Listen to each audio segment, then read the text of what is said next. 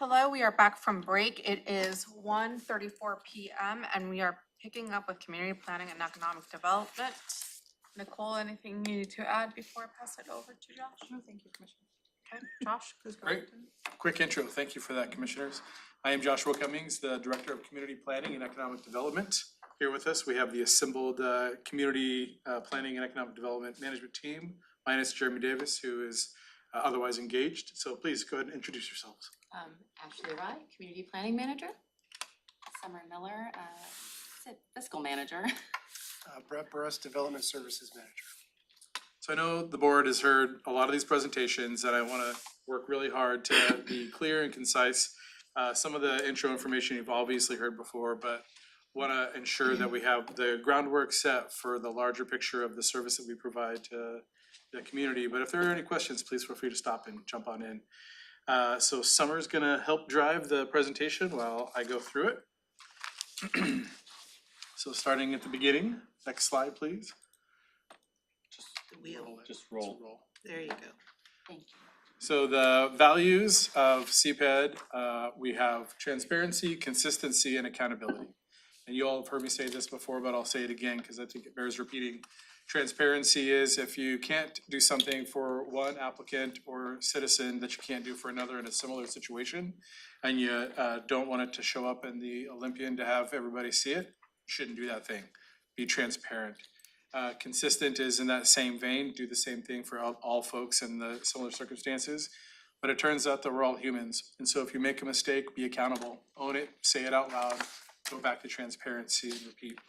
And it's been I think a real shift in terms of how we call out the things within our organization, because it's important that we all are accountable to each other, but that we understand that the customers that we serve are the community. We have applicants that come in and pay money for applications. We have folks that submit applications for comprehensive plan docket items or development code docket items or to build their dream home. And we know that they're our customers. We also know that we serve the public writ large. So the customers that the Board of County Commissioners has taken into account over the years in the creation of the codes and ordinances to protect the community at large. And so balancing those two customers in terms of customer service is something that we always keep in mind because it can be dynamic.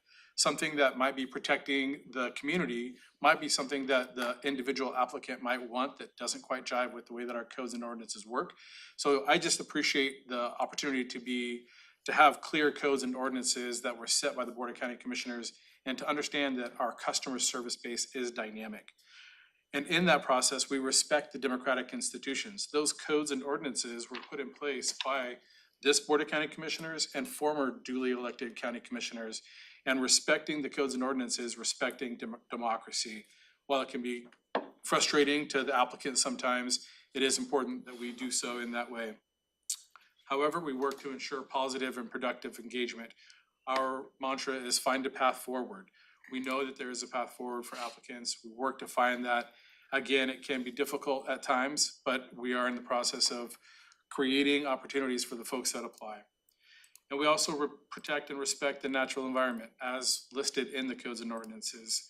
We know that those two things are dynamic. That goes back to the multiple customer service base. And finally, we work to respect the public dollars. We're funded from permit fees, but also general fund. And knowing that we need to be efficient and effective dovetails right into the conversations that the board has been having, I'm sure, this whole week, given the tight budget constraints. And it's something that we have as part of our values and mission is to be respectful of those tax and public dollars, permit dollars. Next slide, please.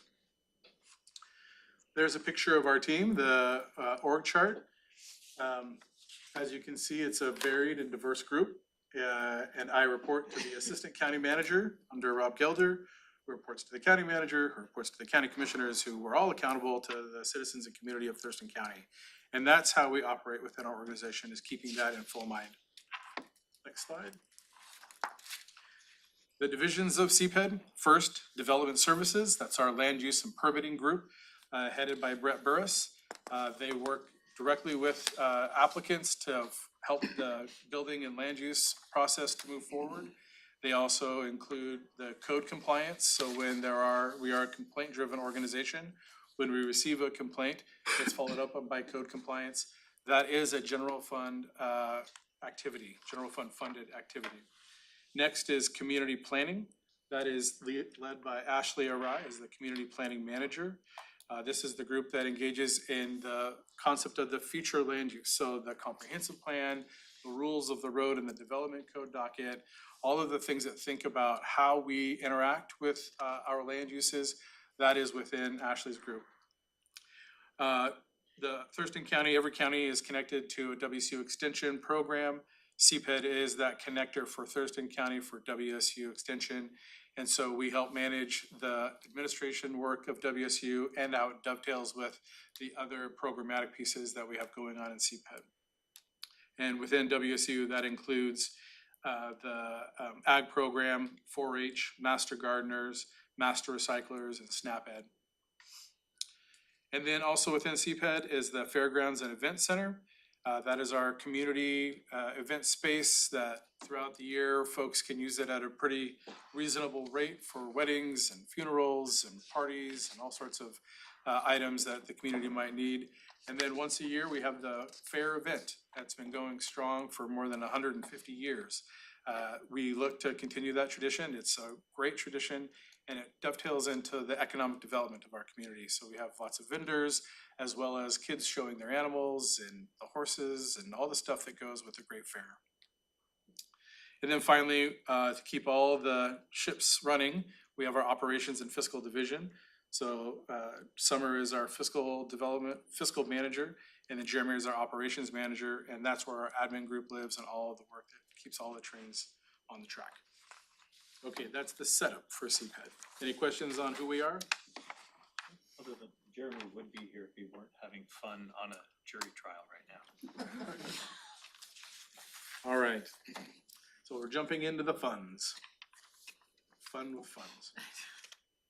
So you'll have this slide, and the first one is the big one that we've brought to you on a few occasions over the past couple of months to ensure, again, that transparency. Obviously, you've been having lots of conversations that are difficult. This one also is difficult, but I also think it's an opportunity. And I wanted to express deep appreciation to Rob and Campbell and the budget team for helping us guide through this opportunity that we needed to have a conversation externally with a consultant to do our fee study to help us understand more clearly what needed to be accomplished to make sure that we were following all correct rules and guidelines.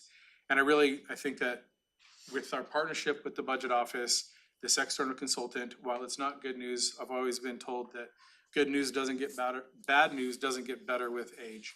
And so I wanted to bring this forward to you repeatedly the past couple of times. You can see that in the proposed revenue for 41-24, it's listed at $7,246,000.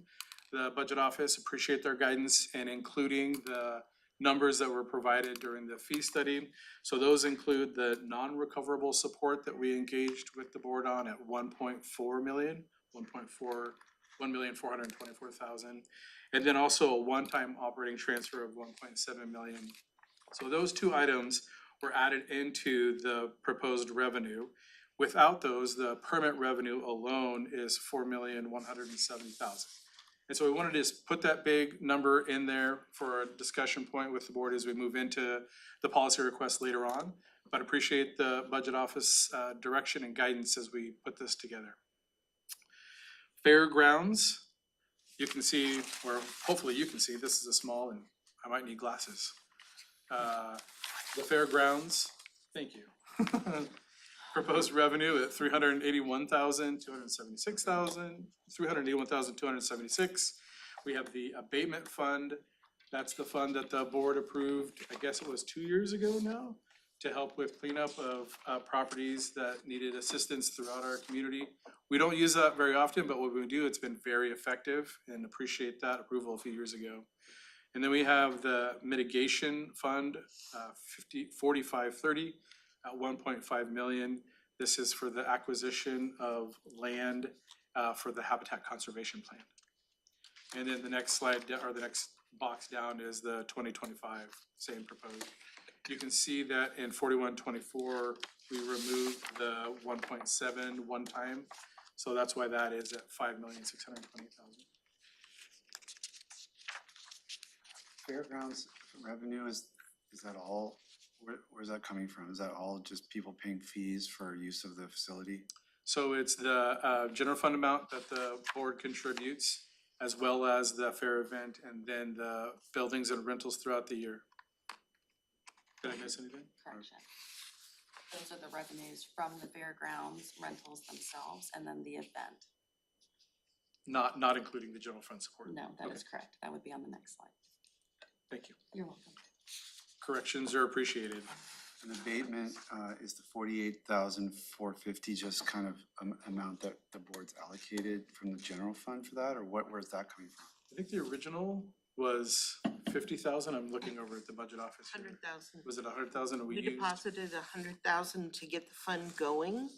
This rollover? And then this year, we sold, one of the properties was sold that we performed abatement on, and we were able to recover $95,000. And then there's anticipation of the sale of, land that was cleaned up into the future, but that's all dependent on what the courts order us to do. And so I think the concept was, it's the board's purview to replenish that fund at will. But at this point, that's where it stands. You could choose to deposit more general fund money to this fund.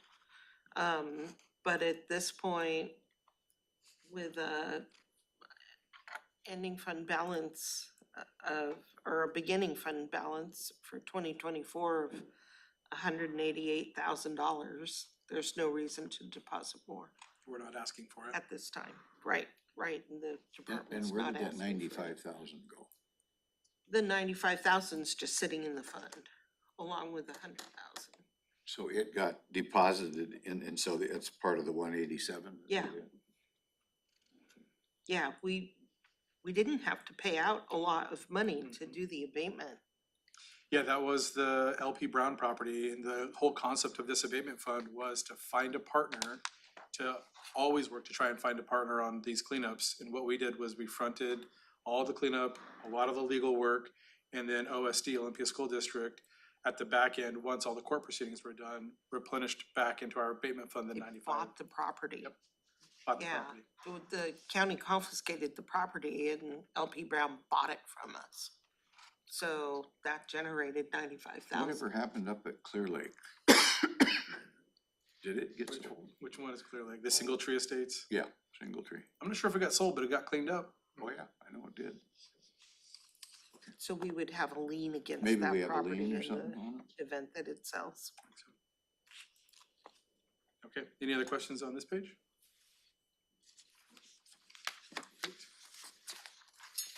Moving on to the general fund portion of the different departments.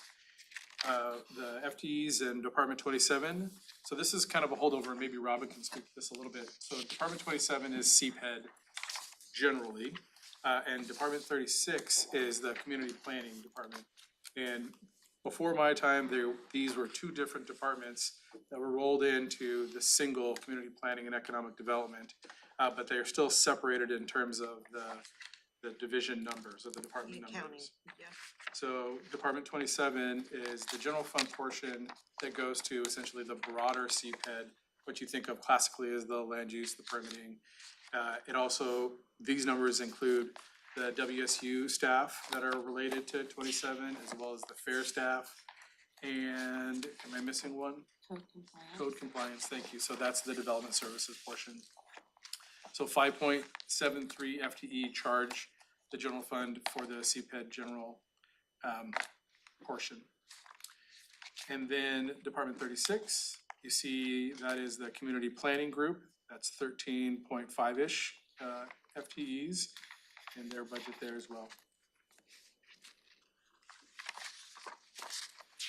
I guess I have a question back on funds managed. When you talk about in 2024 estimated beginning fund balance is 423,000, and then 2025 estimated beginning fund balance is $2 million more.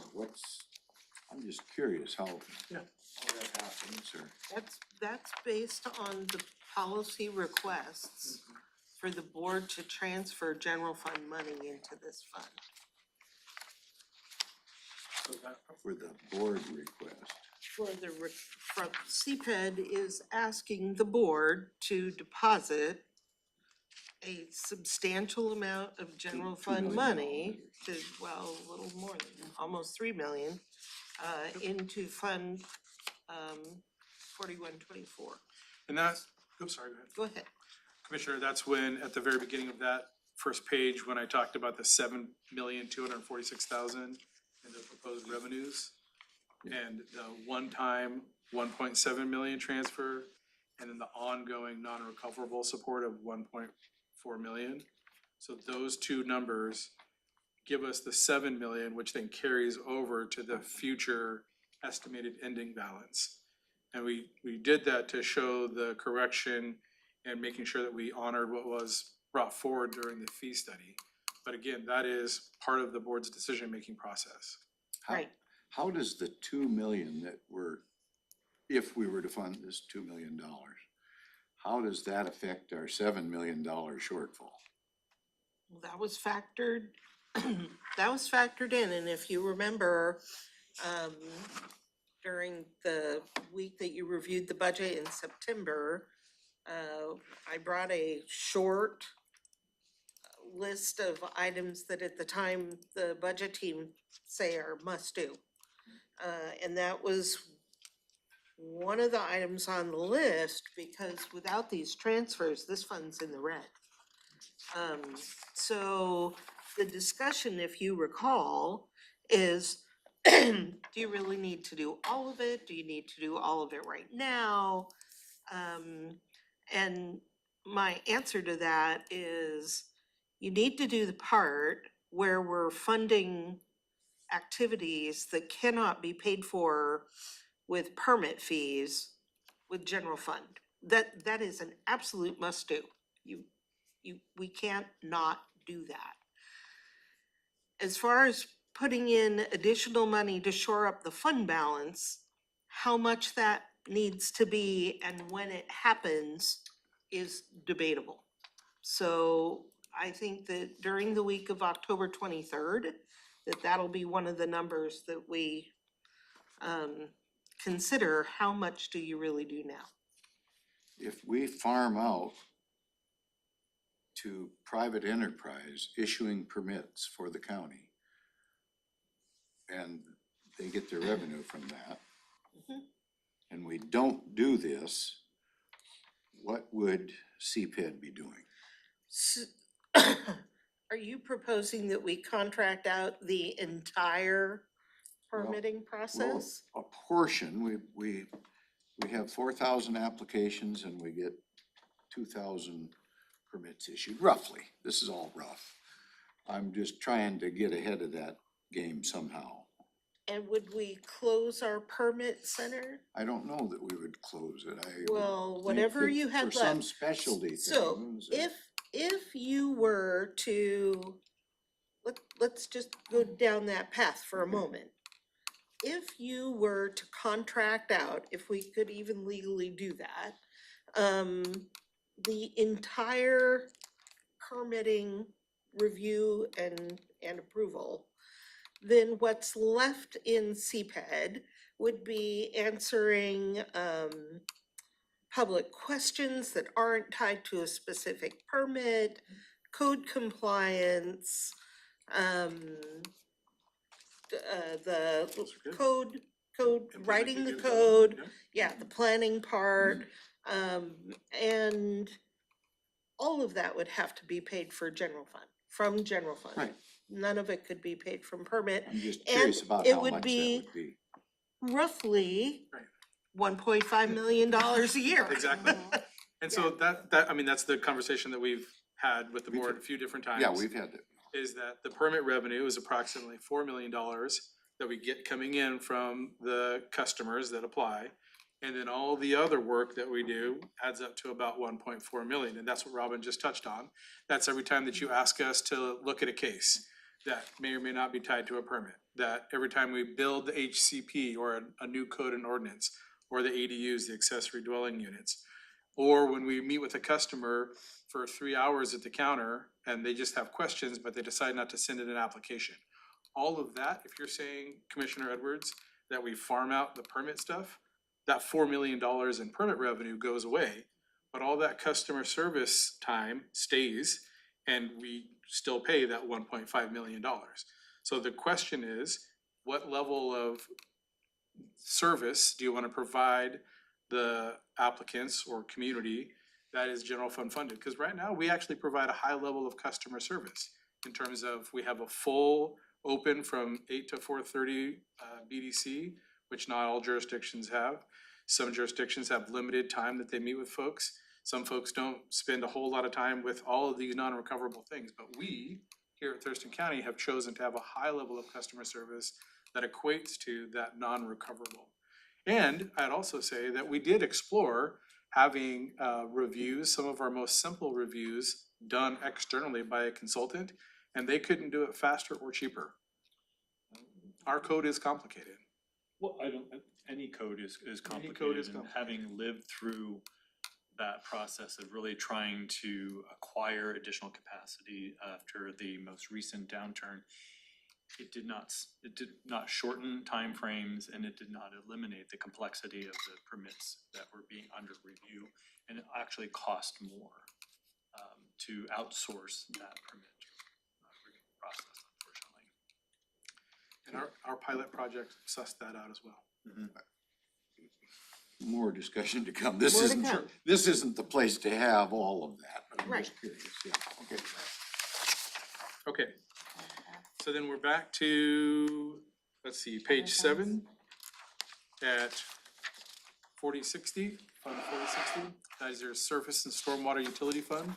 So this is the fund managed by Public Works that then CPED has a portion of the Surface and Stormwater Fund that we choose to use and monitor.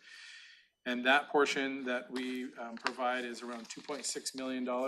And we currently are around 2.1 in the expenditures. So we have a reserve of about $460,000 or so. And I think this is an important piece of this. Really appreciate the partnership with Public Works, the work that Tim Wilson does over in Public Works, and then in coordination with Ashley Uri here in our group. This is where Kevin Hansen and Mark Beaver and the team are up monitoring the stream levels to think about drought and think about floods that might be occurring. All the water monitoring data is coming from this group. And it's a group that we know that we've got capacity to do more in. We've actually been engaged with legal counsel and some of the things that we're doing within community planning that could be funded through Surface and Stormwater. And so I think you'll see later in our budget reduction proposal that something that we've been planning for is actually one of the options that we can put on the table. Where's the 2.6 million here? Sorry, I was just rattling off numbers in my head. That is not equated on this. This is what the current actuals are at 1 million. And then the budget amendment that the total expenses at the 2024 at 2.3 million at the bottom. So sorry, I was Okay, I'm just wondering. shooting from the hip at another. That's fine. All right, next slide. So the opportunities and challenges, the board has seen some of these before. One of the most important things that we can do is work to forecast the building activity accurately, but it's also one of the most difficult things we do. The building industry, as you know, is quite volatile. It would have been helpful to forecast right as the pandemic started in June of 2020 that we were gonna have a building boom at the same time that we had a hiring freeze and a downturn of 30% staff reduction while we were building up. That really put us into a difficult spot with the backlog that we're still working our way out of. But not knowing those things is part of the deal, but we work really hard to forecast that. We appreciate the work of the budget team, looking out into the forecast with the Economic Development Council and all the data that's provided from the state.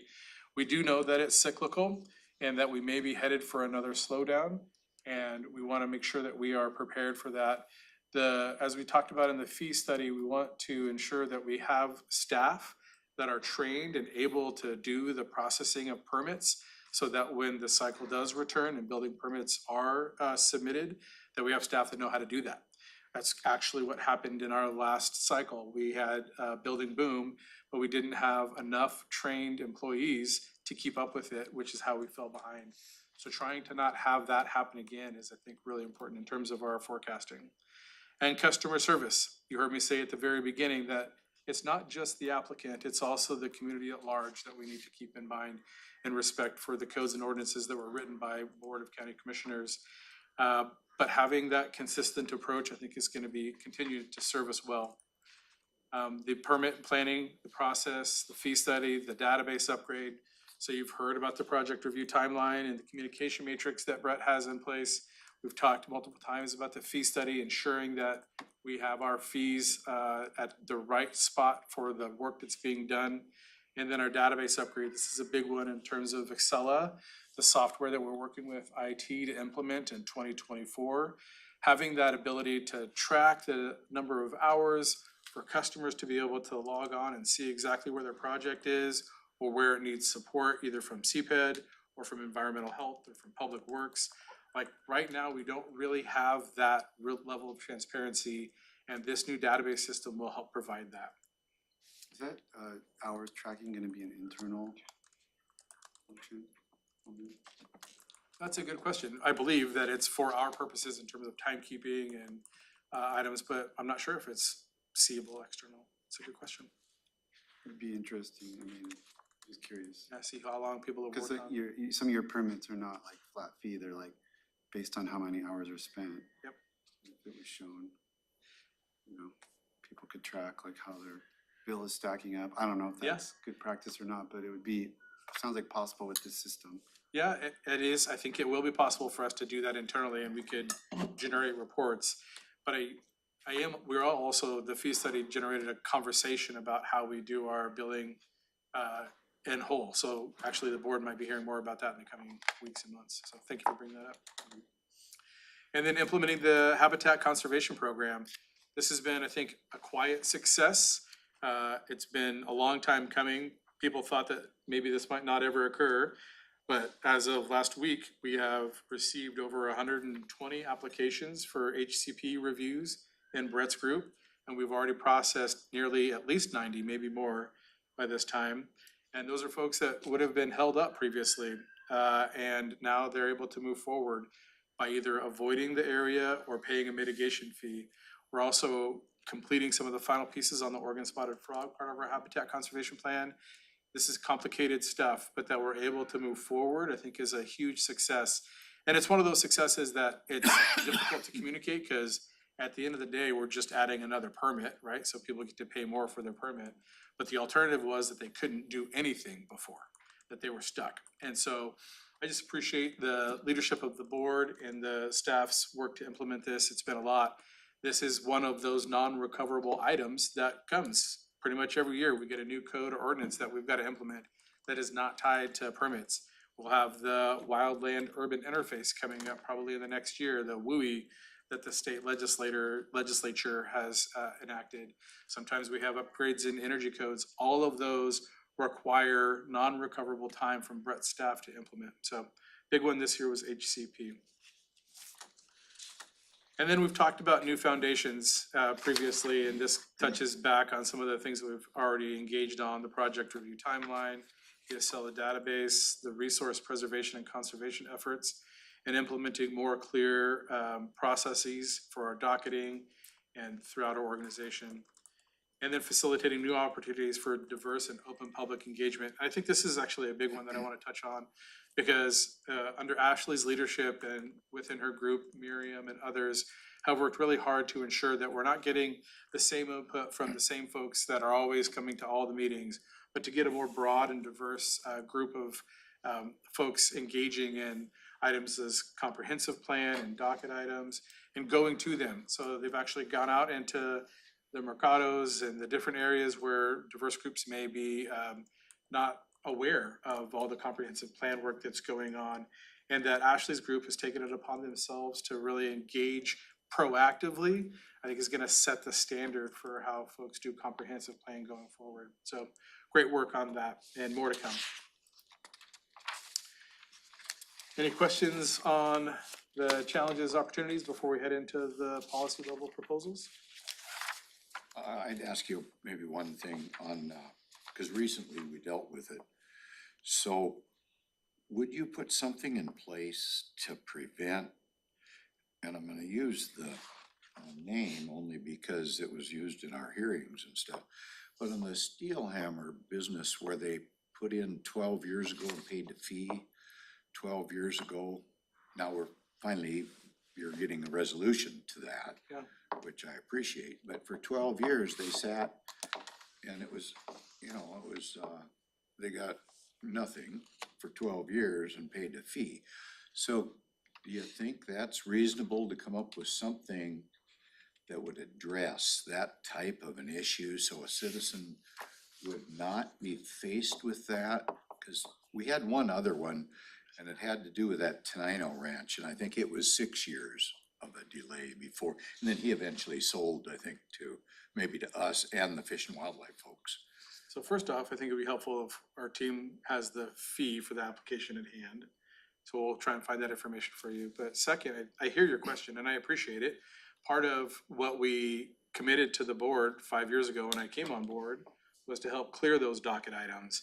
And that 12 years was because boards previously decided to keep it on the preliminary docket and not move it forward onto the active docket. This board made a different choice. So that 12 years is time that previous boards decided to hold it and the applicant decided not to withdraw. If they withdraw, there is a refund process.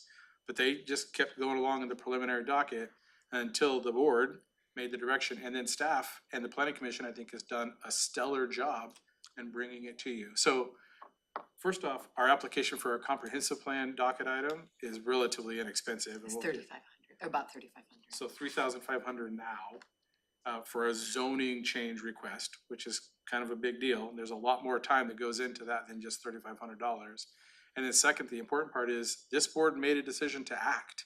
Other boards had decided to keep it in the preliminary docket. So I think that it's important to just have those two pieces of information pretty clear when you're asking the question. Yeah, I'm just trying to think of a fairness, the fairness of hanging on to somebody's funds for that long. Yeah. And not putting any work into whatever they were asking for.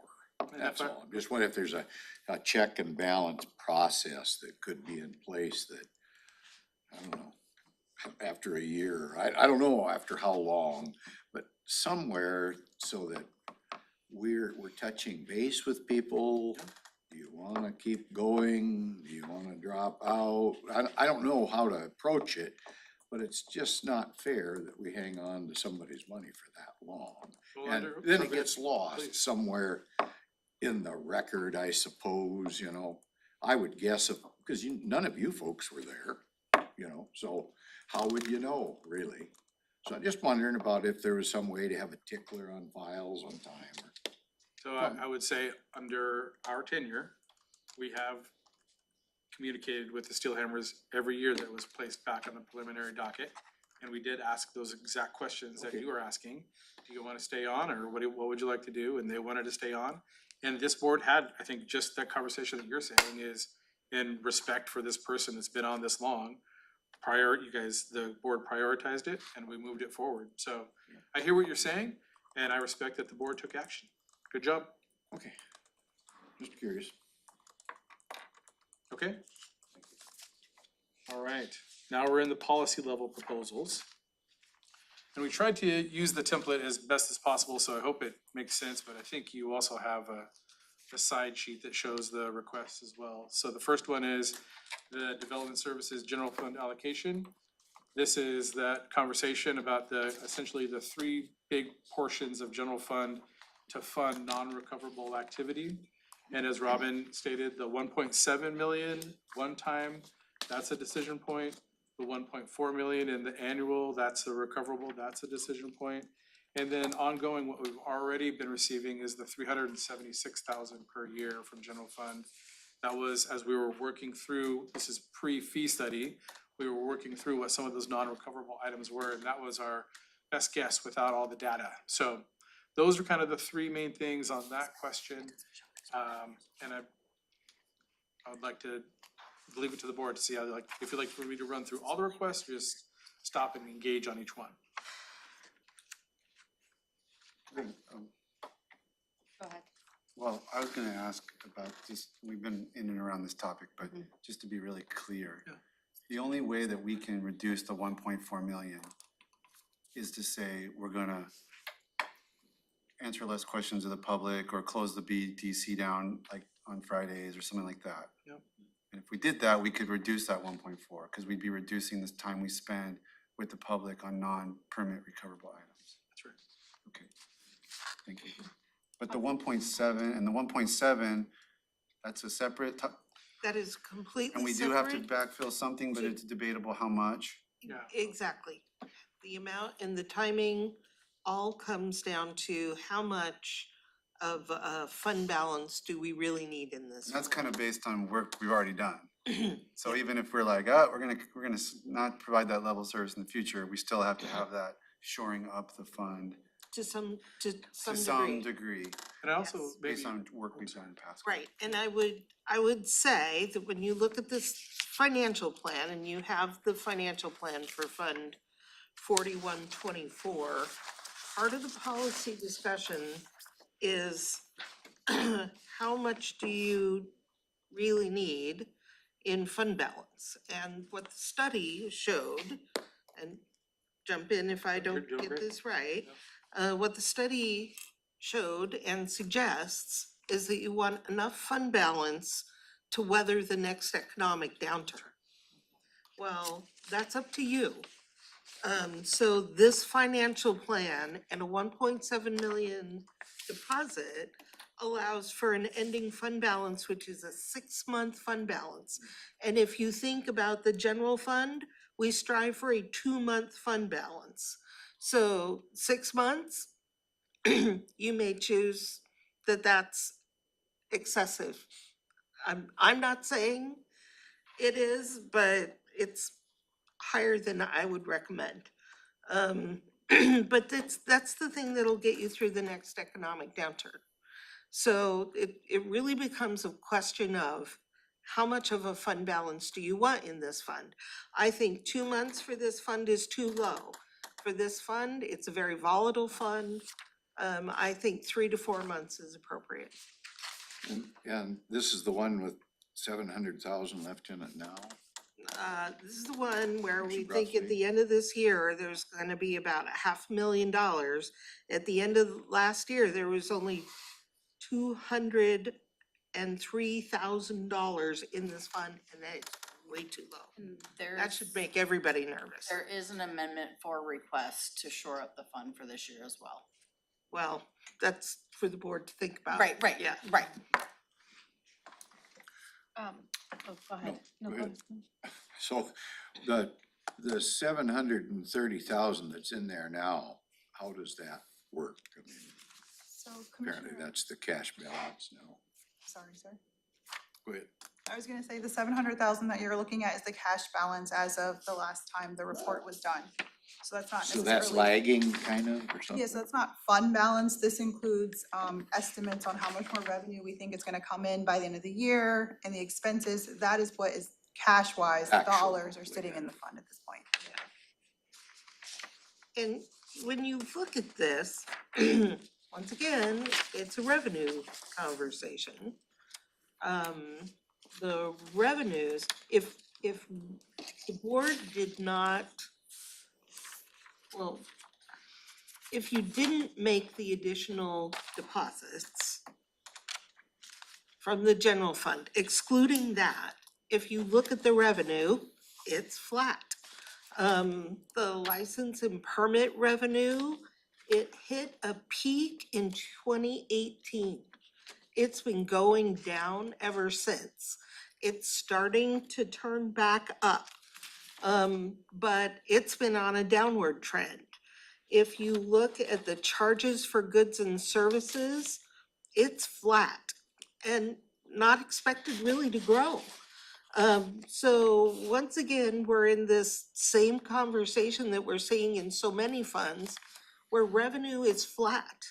And what the study showed us is that revenue is pretty much covering the level of effort that's going on within the department that is chargeable to, right. to these fees. And what's not getting covered is the piece that you need to build a general fund. And that's where we talked about the 100% cost recovery. The organization is 100% cost recovery of the recoverable items that are tied to permits. How are we coming on the e-monitoring, e-verification? How are we doing on that? So we've had this conversation, Lots and of times. I'll say the same thing, is that we have the tools. People can provide the information. We have added it to our communication that it's an option, but builders aren't taking that option. They prefer to have this person on site so they can have a conversation with them. If they're looking at a footing, they wanna have a talk with the inspector. And so we get some people taking us up on it, but not a lot. And we can do everything we can to sell a product, but it's not being bought. So we have the tools. It will potentially be easier when we have the Excella permit system in place, but I'm interested to see if it's even taken up then. Like we have banged our, that's a non-recoverable. We spent a ton of time trying to market the e-inspections, and it's not tied to any permit. It goes into that general fund because Brett and his team were trying to build this marketing strategy to get the word out, and builders aren't taking it. So we can keep Do pounding they our head. know that it could expedite their program, their permit process, their moving ahead? Do they know that? They know Or that we have it or are you available. saying that it won't work even if we It did? does work. When folks have used it, it works great. But that people are not using it. Like we've had, when we first kicked it off, we had a couple of folks that did some footings. I'm looking over at Brett. But it's not something that's caught fire in the community for some reason. So they'd rather sit there for a couple of days and wait for an inspector? What we understand is that they'd like to have a conversation with the inspector on site as opposed to having an email back and forth with pictures. And often where it's used most is sort of that re-inspection. So it's often not the first time, someone comes on site, they see it, they call something out, then the contractor, whomever, fixes it, right? Where the value is that re-inspection, to say, okay, does this meet the needs so that they can continue going forward? I don't know if folks are using it that way. I'll jump back also on the 100% cost recovery. That is actually pretty unique. Other jurisdictions are not often 100% cost recovery. They have that as a goal, but there are no local jurisdictions that are 100% cost recovery of their recoverable items. Thurston County is ahead of the curve on that, and I know it's difficult that we haven't had this conversation on the non-recoverable items to this level previous, but I don't wanna lose sight of the fact that what the fee study showed us was that this county does a pretty darn good job of the recoverable items at 100%, and it's unique. So it doesn't seem like a big win success right now as we're talking about trying to shore up the gap with the non-recoverable, but I don't wanna lose sight of the work that's been done on the recoverable side. Commissioner Ward too. No, go ahead. Okay. So I have a question, right? Like, we're going to be doing this investment for the non-recoverables. It is an investment from the board side into a level of service to the community, basically, is kind of what that is getting us. But, I guess I'm wondering, one of the things we've heard is, the counters are open, which is great, and I think the amount of hours that it's open, it works with the community, but I guess on the other side is that phone, like, oh, I call and I can't get anyone on the phone. That's the other side of it. And so I'm wondering, right, with this investment that we're gonna do, is it going to alleviate some of those situations? Also, I guess, throwing in the fact that we have this pending legislation that is gonna come down, right, and we have to kind of modify our way of service in order to kind of start fitting into those deadlines. And knowing that we have Excella coming on board hopefully by mid-year, next year. And that will help some of those improvements and will help kind of cover that gap a little bit. But I'm just kind of wanting you to for those non-recoverables, right? Is it just gonna get us where we're at now, this level of service? Or is it gonna get us a little bit something more? So maybe I can answer that in a very direct way.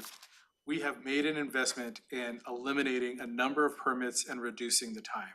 So what we've seen is reducing the time of spent on applications, which I know folks might not feel it, but we have reduced the number of time, the bring me another rock scenario, and the type of permits. We don't have permits for solar panels.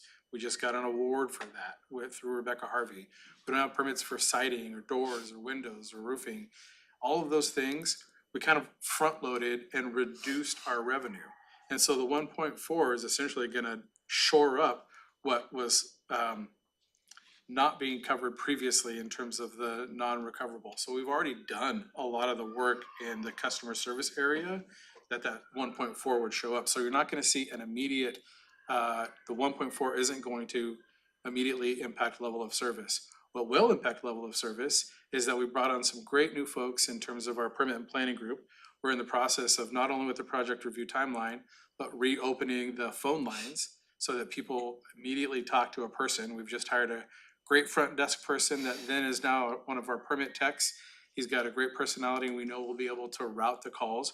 That's one of the biggest complaints that we hear is that people call in and they go to the voicemail system and then it's this phone tree that gets routed. And if they're frustrated when they call, by the time they get through our voicemail phone tree system, they're like, if they were at a 3, then they're at a 7 when they get finally to talk to somebody. And so we're hoping to get that customer service immediately right off the bat and routing folks. So answering your question, the 1.4, it's not going to immediately impact level of service because we've already made a lot of those changes. It's gonna be shoring up that gap. But internally, we're already in the process of trying to change the way we do business. We're in this new building, we have the habitat conservation plan in place. All of these pieces are coming in at the same time, but I think Brett's group has got some really great opportunities going forward to start to relieve some of the pressure that's been built over the past few years. So hopefully that answers your question, because we're aware. Like, you think that you're frustrated and the applicants are frustrated, so are we. These are humans that are doing this job that on par are being paid less than the other local jurisdictions and have a wider geographical area, as well as oftentimes more complicated code than the cities. And so we're putting a lot on the planners that we have to try and engage in these processes. And a lot of this customer service, making things easier and more streamlined, yes, is for the applicants, but it's also for the good of our employees and the morale, because they also want to have things efficient. They don't want to have to be going back and forth and have an angry person on their voicemail. So all of this is connected, and we're aware and we acknowledge that it's been difficult because we're feeling it too. So my next part of that question is just with the new legislation, right? Like, how are we going to be able to cover that? Be able to address the permits that we currently are working on and that are, kind of currently in the verter. Yeah. And then also the new ones coming in. With the idea that there might be a decline in that as well, right? But I'm just wondering, what is the plan to kind of address that? And is any of these policy matters that you have in an effort to kind of address that new legislation?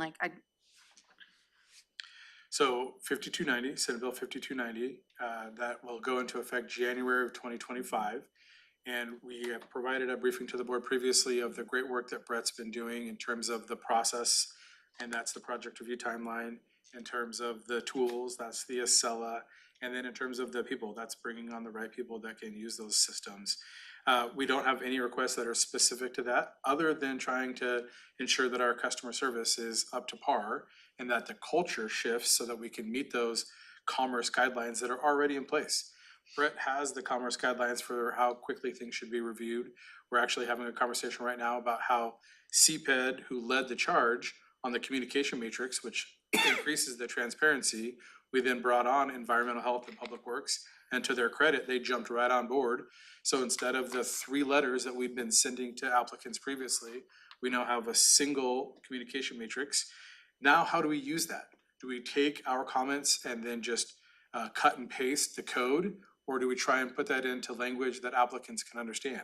Obviously, as we try and put it into language that applicants can understand. But this is new. Like, this has been 20 years of a culture of how we communicate with applicants that we're in the process of shifting. And it's not just CPAD. We've got 2 other departments that we're working to move forward on.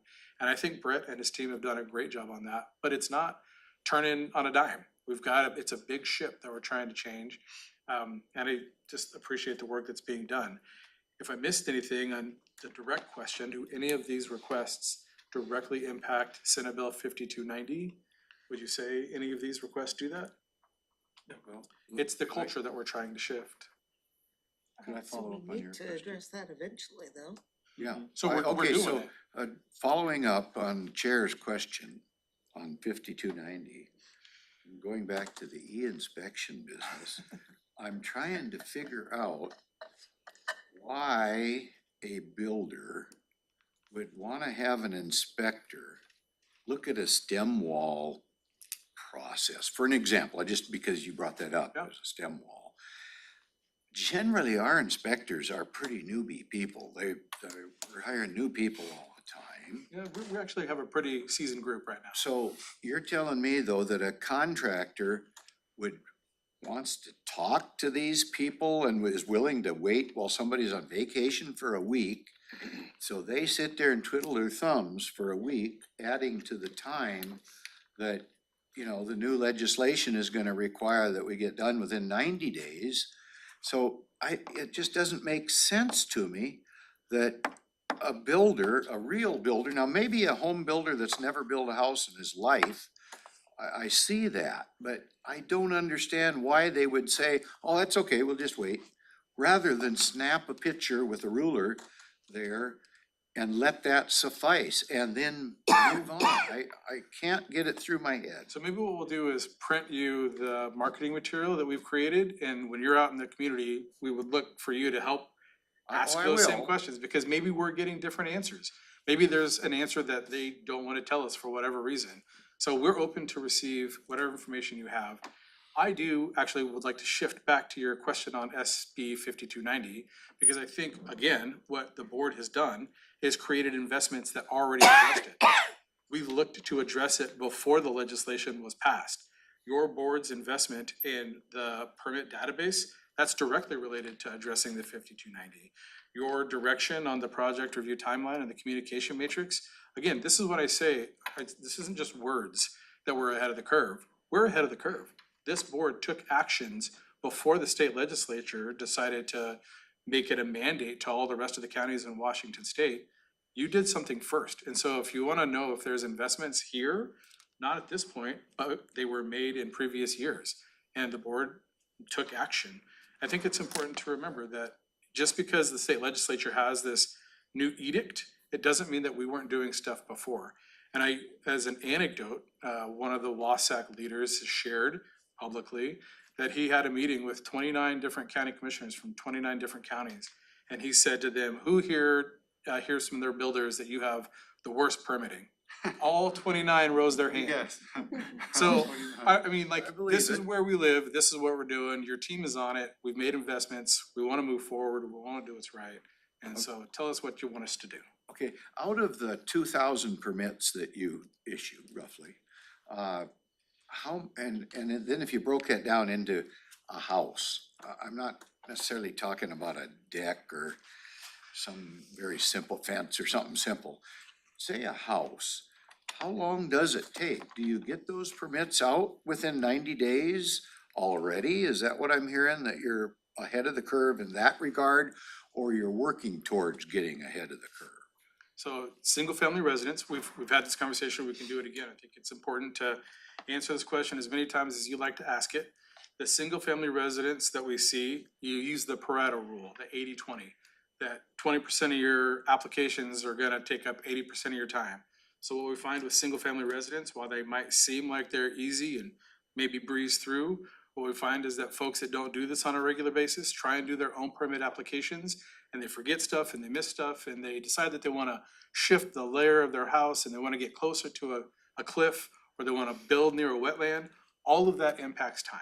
And so I would say that it's not a cookie cutter, because every house is different. Every single item that comes into us is not a widget. And we can't just give you a straight time because it depends. And nobody likes that answer, but that's a reality. What we find is that the bigger plats, the large plat developments, the folks that are able to get all their applications in place, they now understand the communication matrix, they know what they're doing, those are actually moving quicker often than a single family residence. So when you ask that question, I appreciate it, but it's not something that we can give you a single answer. We're not making widgets, we're trying to help people on an individual basis. But like regular contractors that are building houses all the time. I want a new house built on a piece of property that, I don't know, 5 acres or whatever the property is, and I come in to get that from you. I don't get it, the builder does, and he knows all the ins and outs, he makes his living at it. So can you give us an idea about, are you at 90 days on that or under 90 days? I'm not trying to avoid the question. I'm trying to give you a real answer here, because there is no easy property to build on in Thurston County anymore. There is no place that doesn't have some encumbrance, whether it's frog or gophers or wetland or other critical area. But how And are we so- gonna get there?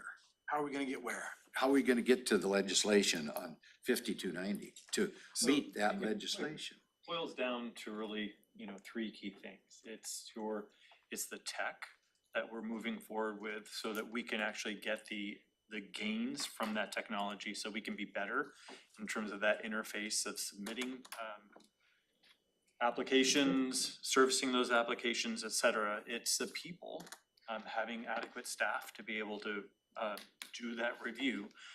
But it's also processes. And I think that's one of those things that the staff have been doing up till now, but I would challenge us to always do it, is how do we constantly improve? Look at the process that it takes from start to finish to get that permit out the door. Figure out what the goals and the metrics you are trying to measure, and days is often part of it. But how do you constantly refine that? Agreed. So three legs of the stool, I See, this is really gonna be quick, Madam Chair. Okay. But how does Lacey allow, I'm an advocate, I want all the municipalities with a urban growth area to handle all the building permits in their particular urban growth area.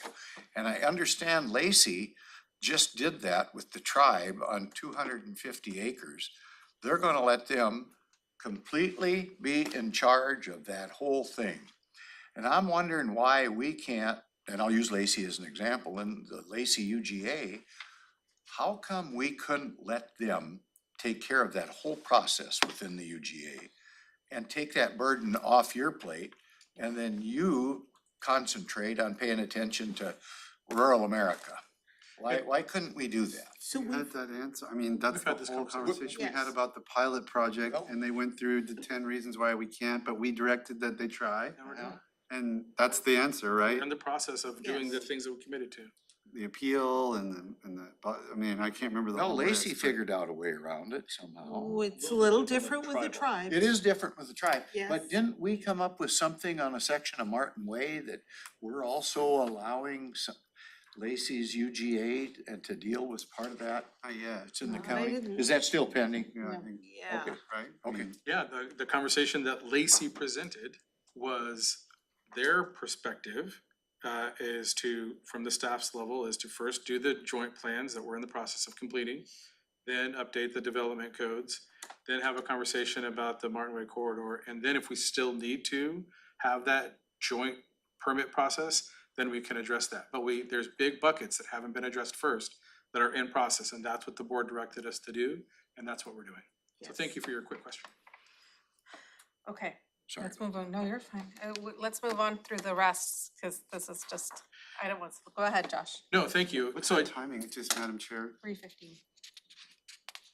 So we could do a short break. We had built in a short break. but CPED till 3:15? Yeah. Okay, Well, I'm good to keep going, but, I'm good too. keep going. Great.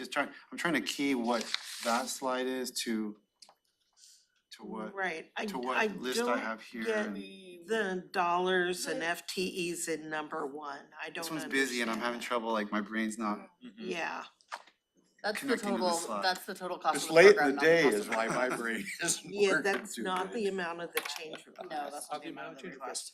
No, Follow the template. so, Nope, that's fine.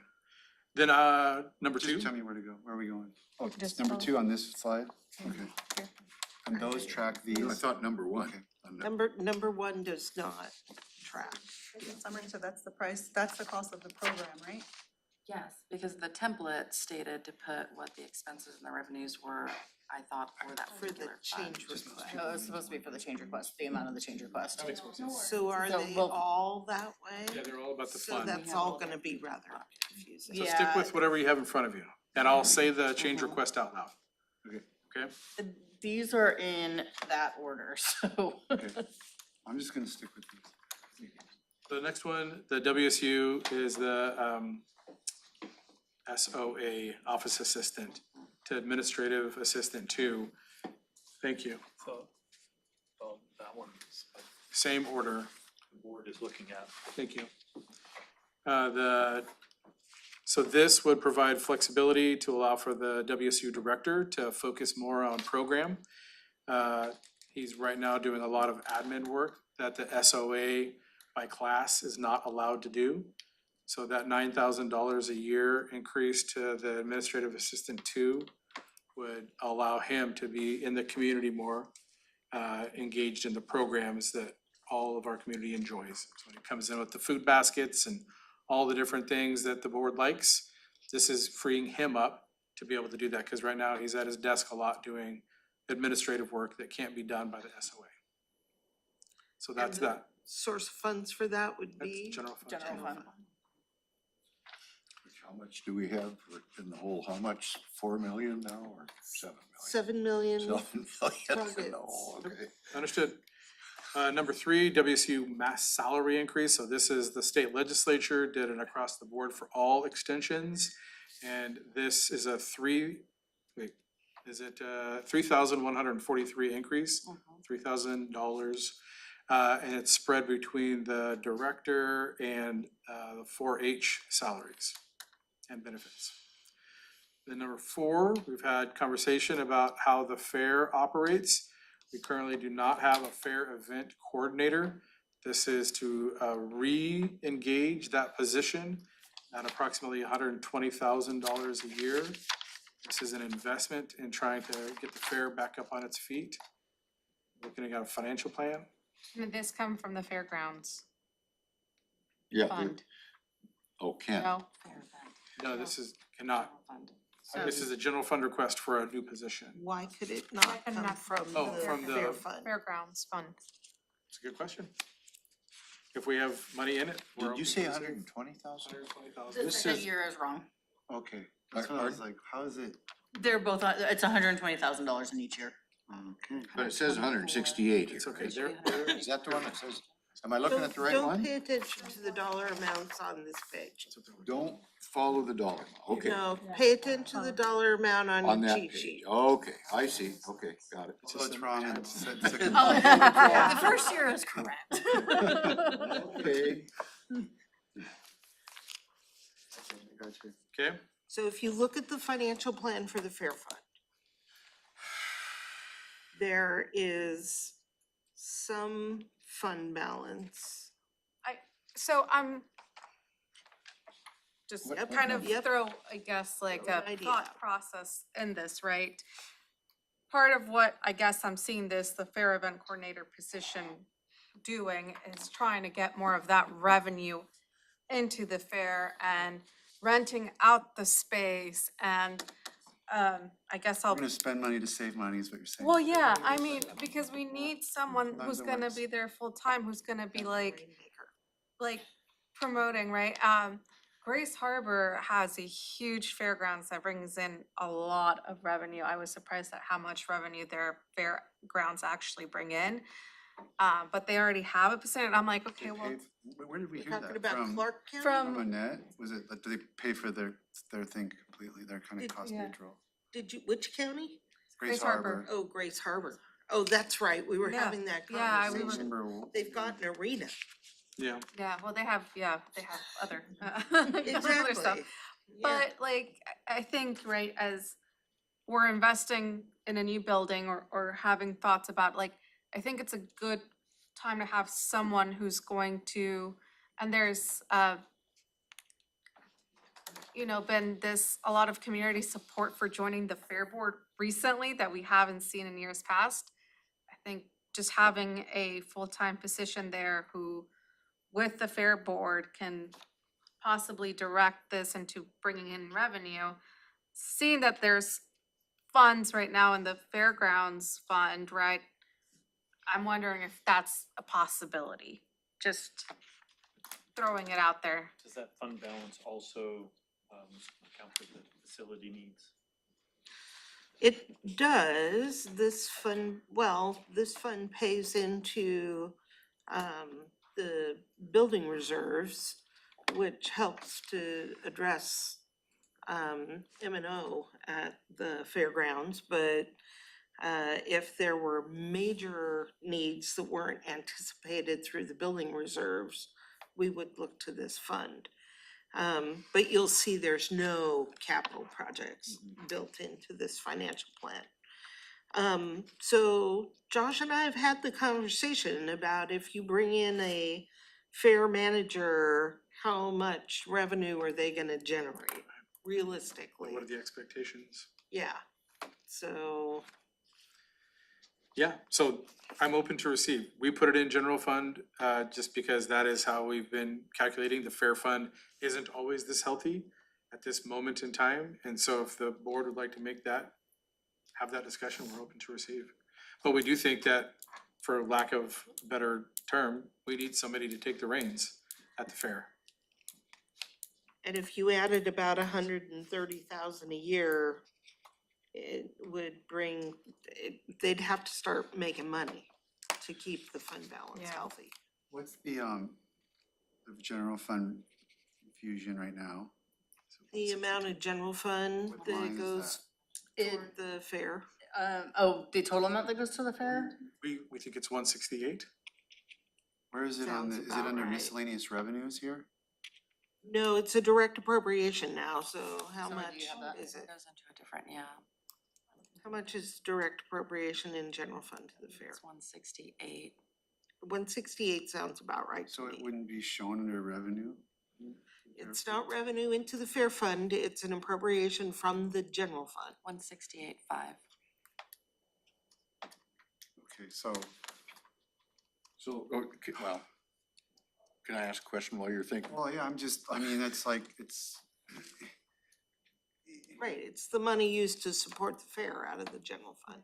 Okay, well, where does the 383,000 come from that's in the ending fund balance now on the fair fund? You're looking at the financial plan, I think, for the fairgrounds. Grounds fund, that's different. I'm looking at 1030. Yes, that's the fairgrounds, not the fair event. Right, the fair itself is, the cash balance is 383,000. Where are you looking, Commissioner? Here, The cash balance, not the cash balance. financial that plan. cash balance. That's just. That is not fund balance, Not that fund is a point-in-time cash balance. That is as of the end of this month, and that is not fund balance, and it's not budgetable, if you will. But what is it then? I'm trying to It's the figure cash this out. that's in the fund. But why can't we use it? Oh, look, Summer's got an I'm with answer. you. It would kind of be like looking at the snapshot of your personal checking account today, Yeah. but you've written checks that haven't cleared the bank yet.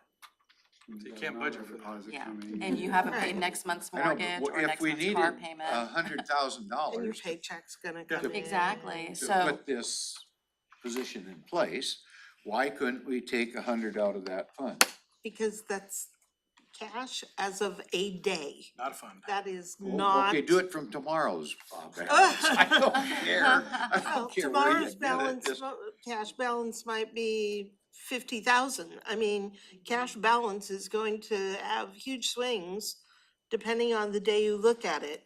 What you need to look at is this financial plan that has the long-term estimates of revenue, the long-term estimates of what we're gonna spend out of this fund, and how much is really available. So the fund balance is assumed to be about 288,000. And Okay. what we're saying is, if you spend another roughly 130,000 out of this fund, it would cut the fund balance in half. Is that a reasonable fund balance for this fund? Maybe. It's volatile, so we'd look at that. But really, the task of this extra person would be to pump up the revenue that Yeah, comes in. I'd like to see if it was So possible. you could do that. I think it is possible. But don't use that cash thing that you just got today for budgeting. Well, I know, Also- The cash report is not a valuable tool. I'm just thinking in terms of that one particular position, it may be something to consider for the board to have actually assign an end date to it. to do what? Assign Oh, with an end date. So that you have the ability to say, okay, we're going to. No. You put an end date, it's hard to recruit. It's hard to recruit, and this isn't really something that you plan to end. We try to reserve end dates for those things that are really gonna end. I So was just thinking of the testing of how much revenue could you bring in. pilot. you could and- certainly do a pilot project, And it'll keep going Yeah. if there's money coming in, basically, somehow. yeah, but So- we wouldn't wanna put it in. I guess what I'm struggling with though is if we're not, there are financial plans where you show the money that's coming from some other fund.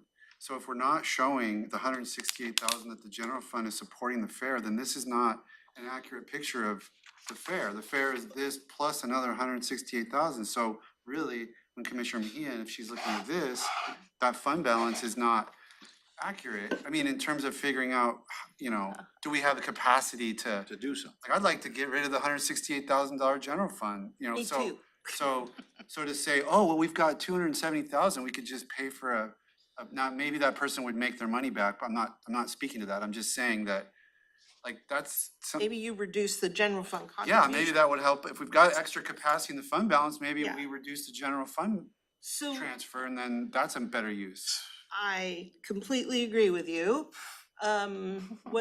What we have, the reason we haven't been showing, you see in the past where it was just an operating transfer in from the general fund. That is on the other financings Yeah. line. Okay. So gotcha. you see the amounts that we put in, the bulk of that's from general fund. Yep. We're shifting to what the budget team is calling a direct appropriation model, where we're not moving money around between funds, and it's a much cleaner way to account for what we spend. So instead of transferring general fund money into this fund, because that's how we were bolstering the fund, we had a conversation with CPED about what's reasonable to charge to the fair fund and what's reasonable to charge to the general fund. And the way they've split it up, if I understand, is that the fair event is charged to general fund, and the operation of the fairgrounds is charged to the fairgrounds fund. So, But in this case, the fair coordinator would be working on the fair On- or just on the And so grounds? we've got a couple of ideas. So first, back on the end date, what we have talked about is an 18-month review. So not necessarily having a position with an end date, but having a review period so that the person knows that they've got essentially 18 months to start generating but to generate enough revenue to demonstrate that they're doing a good job. That's part of their metrics. Second, right, totally. Second is the concept of how it would be funded. It doesn't all have to be in the event. There could be a concept where it's 70-30 split, which is kind of what we do already with some of the bills and the operating costs. So it could be $36,000 for the event through general fund and $84,000 through the grounds fund. That could be a way to minimize the expense in the fund. Or it could be 100% to the Grounds. fairgrounds Right, it was just fund. that concept of, we're not sure if that is a good projection or not.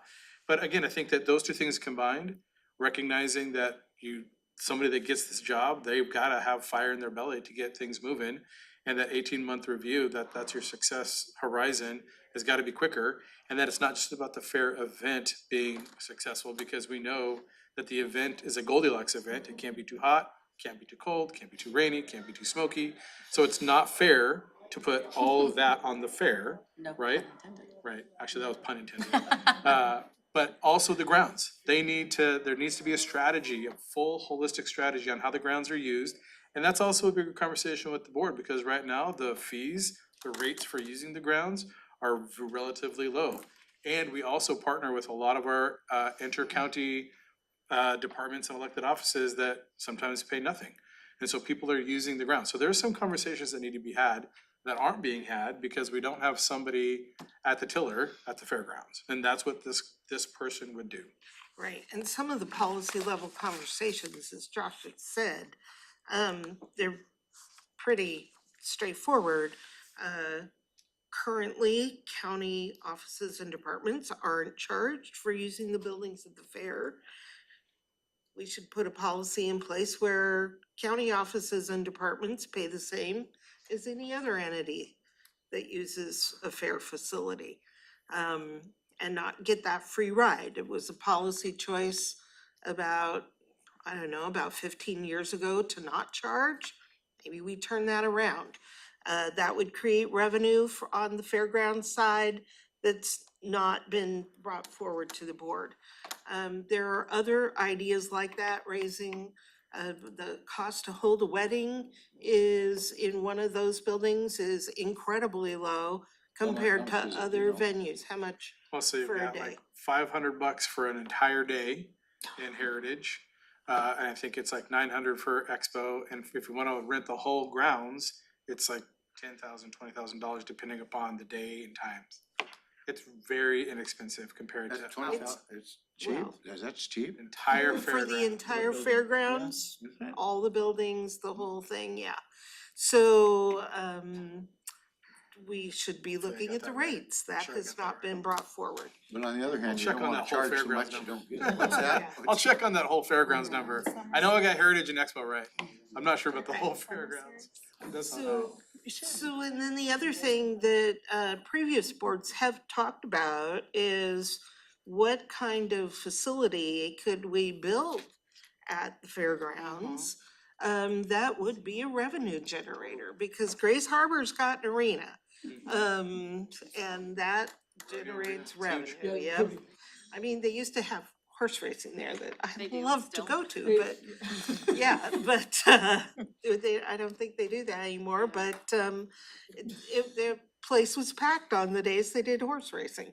And they made a lot of money from that. I'm not suggesting that we put a horse racing place in, but what about a indoor horse arena or a? Well, what about that Willamette building? That's, the Agplex is part of that conversation. That's it. Exactly. And that's exactly why we're asking for a person to help guide all of these pieces of the puzzle. Right, but to get to that, we would have to invest money in the facility.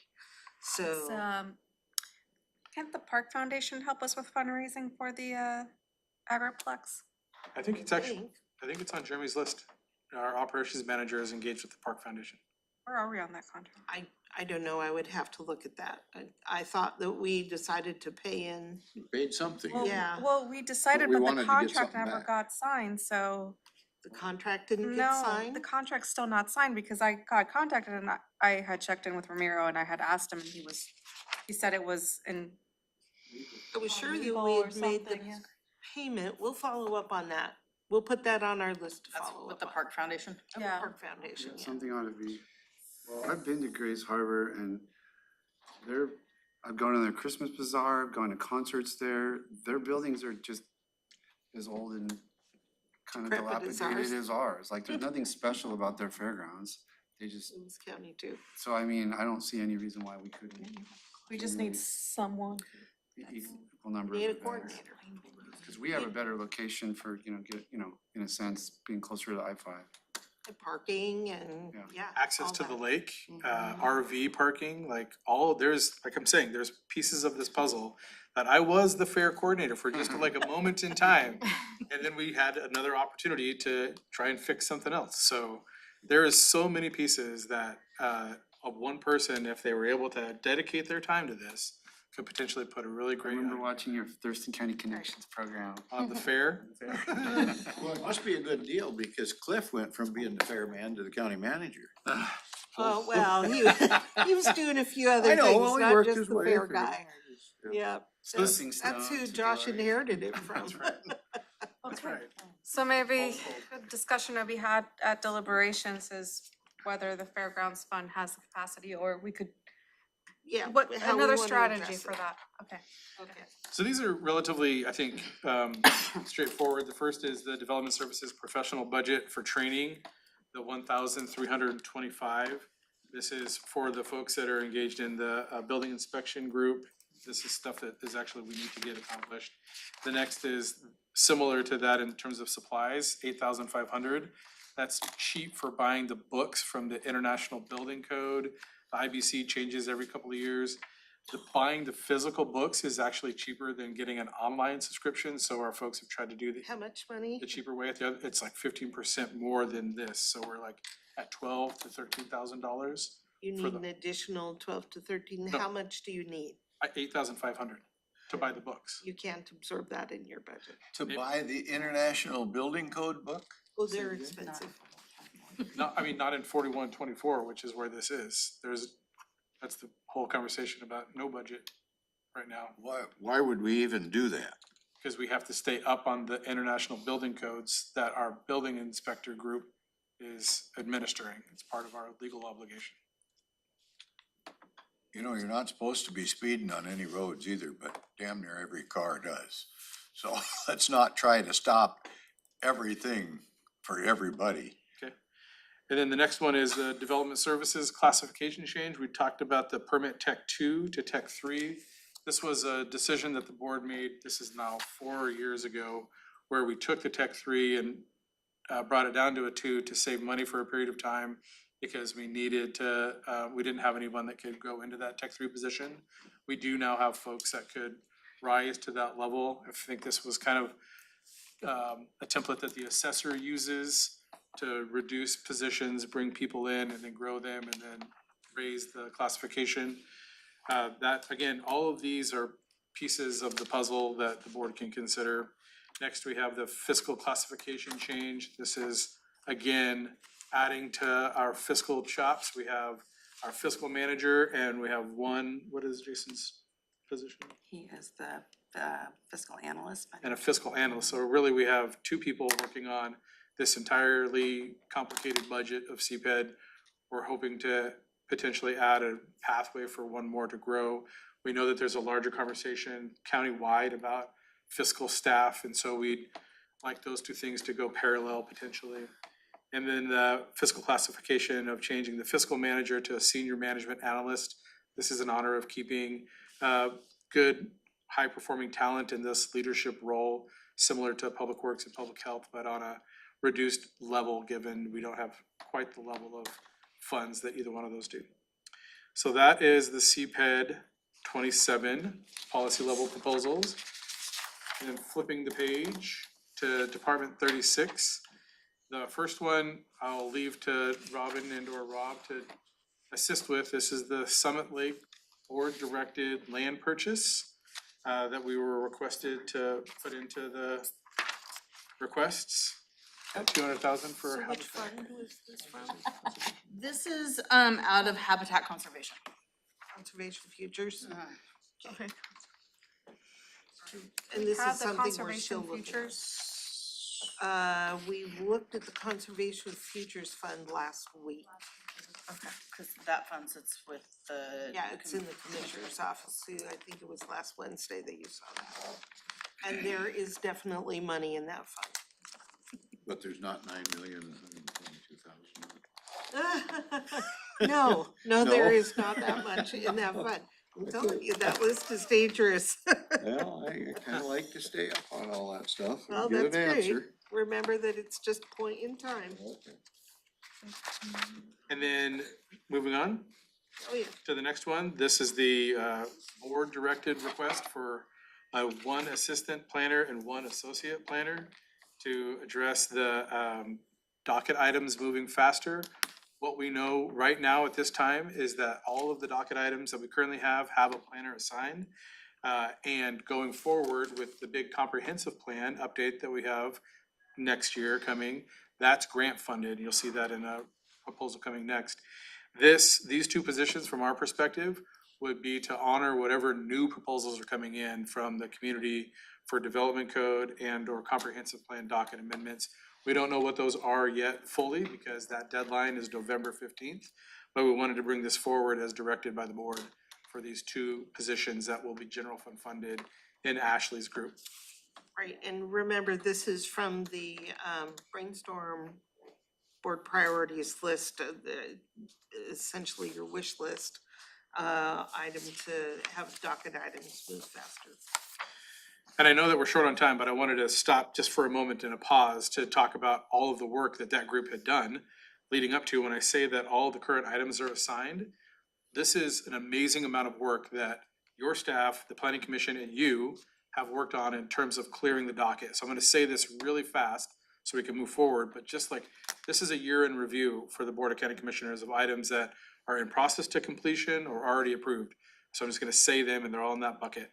Grand Mountain Sub-Area Plan, Olympia Joint Plan, Yelm Joint Plan, Lacey Joint Plan, the Pogue Land Use and Rezoning, the Capital Improvement Program Efficiency Edition, Wireless Code Update that we've had a number of conversations on, Shoreline Master Program that we're engaged in, Forest Lands Conversion, LTA Zoning, the CIP Minor Amendment, and Planning Commission Administrative Updates. And then also completed the Ag Activities Critical Areas Ordinance, clarification on non-conforming uses, signboard procedures, open space tax program. This board has just barreled through the docket this past year or so, and the staff has continued to bring things forward. And so when you're thinking about adding new staff, recognize that we talked about people process tools. We have the right people, we have the right process. It's demonstrated in the work that the board's been able to go in on. And if you added two more, I'm confident that Ashley could take whatever work comes our way and keep it on that same click. It is exhausting for everybody because it's lots of meetings at night for the planning commission, lots of discussions for the board to move things into public hearing. But I think that's a success that's worth recognizing, that that was a ship that needed to turn and the leaders in that group have done so. So that's that request in terms of the two planners that the board asked for. The board also requested that we make this request for professional services budget. And that is at $150,000 per year, so 300 total in the biennium. And that's to do the consultant work. Back to Commissioner Edwards' point, how come we can't just hire somebody and get this thing going? That's what this would be for. We need the money to be able to hire somebody, and this is in honor of the board's request to do that. The next is the, Question? oops, sorry, go ahead. So I'm barreling. do we have what's our current budget for this item? Current budget for the professional services, I think it was 75 that the board had approved in previous budget cycles. So this would triple that? And that wasn't enough. We went out to try and get consultants and it was not enough to get people that were qualified to do the consultant work that we needed to do. And this 150,000 per year, we think would actually get folks on board to do what the board's asked. And when Commissioner Edwards talks a lot more about this than I have, but when I have been contacted by developers and applicants, I'll say, that are interested in this, they're always saying, we'll pay whatever you want us to pay. Like, it's more the time is money thing, it's the delay, like they don't, so I'm just wondering about us coming up with some mechanism to, if we're gonna go that route, is there didn't Lakeside Industries pay for their own study in that instance when we were working on the recycled asphalt? And how did we do that? And why wouldn't we do that? Why wouldn't we recover that money in this context? It's both and. So we're looking at that strategy as well, where both and, so we wanna do this, but also what Commissioner Minster is suggesting is we did hire an external consultant And they paid for it. that the applicant paid for and that we reviewed the work, cause we didn't have that technical expertise. And so I think that's part of the strategy as well. The conversation that we'd had when the board brainstormed this was, can we also put some money in to just have straight consultants? So there's the Like stuff we could do in Taos, but we just don't have time, right? or not, or like the industrial land study that needs to be done and there's no applicant for it, but we Oh, need to do the more industrial land. generalized stuff. Yep. Well, I guess I'm just curious about, and it's maybe not what you're talking about here, but I'm just curious about that system whereby, cause I mean, it's pretty attractive as a policymaker, budget maker, decision maker, when somebody's like, I don't care what you charge me, like, Yeah. charge me whatever it costs, $100,000, that'd be reasonable if I am planning this huge project and blah, blah, blah. And people are, not always, but multiple people have kind of framed it to me in those terms, and it's like, well, great, but I'm interested in how to be consistent and fair and, so I don't really understand. I don't understand what went into Lakeside getting charged that and having to meet that obligation versus somebody else that we do. And so as you're developing that, I would like to hear kind of what's the policy that Yeah. we adopt so that we can make sure that everyone's being treated kind of Right. similarly. Yeah. You mentioned that your value about consistency and transparency being super important. I think in this context, I don't have a good sense of it. So a big piece, a big important piece to those few times we have billed the applicant, was that the applicant didn't get to drive the Sure. who did the review or what the review was, or who did the review. They just got to contribute money They got to toward pay it. for it. Yeah, they got to pay for it, with the understanding that the result might not be what That's- they were hoping for. That's exactly right. Yeah. And the sideboards, to your point, are important. And those conversations that start with, we'll pay whatever you want, usually break down when we say we can't guarantee an outcome. That our process is the process and we don't know what the community's gonna say or the board's gonna decide at the end, and then they back way off of that Yeah. statement. Do we have to budget for this? I mean, you use the example of the industrial land study. We have to do the RFP, we have to approve the contract, we have to do that, so can't we just, if we need something like that, we say, yeah, we'll pay for it versus saying in advance, like just guessing we might need $150,000? Or do you have a lot of lower level ones that we never see? This number came out of reality. We know that there's some studies that we're gonna need to do, and this is the number that, do you wanna talk about the studies or? Yeah, I mean, a good example is, we needed additional analysis as we were going through the planning commission process for the Grand Mound Sub-Area Plan. We worked with TRPC. We still had to pay for that work, but it wasn't necessarily something that triggered an RFP or a separate contract. It fell within the interlocal agreement. And it's the ability to do that, have funds on hand, to work with our partners, to get that required analysis done so projects can keep moving forward. And we're forecasting that with the comprehensive plan, the big update coming up, that there's gonna be some technical pieces that we're gonna need consultants to engage on. But is that not? Part so of the that- $700,000 grant, it may or may not be. Community ag program manager, moving that from the ag manager, which is where Ashley came into the community to CPED, up to a senior program manager. I think this is a board decision. What we found currently, we did go out to interview process application. We have received, I think, some really good applications that are coming in. The concept was we weren't sure if we were gonna get a great pool of applicants, so we wanted to put this on the board's radar. Again, we're not sure which way this is gonna go, but we have the application process underway. And then last is the flood hazard mitigation at $75,000 a year. That is actually coming from the Service and Stormwater Utility Fund, it's not general fund, but we do need to make that request. So those are the policy proposals. I also have the budget reduction proposals, if you wanted to take the next 7 minutes on that. Yes, proceed, so we're flipping over.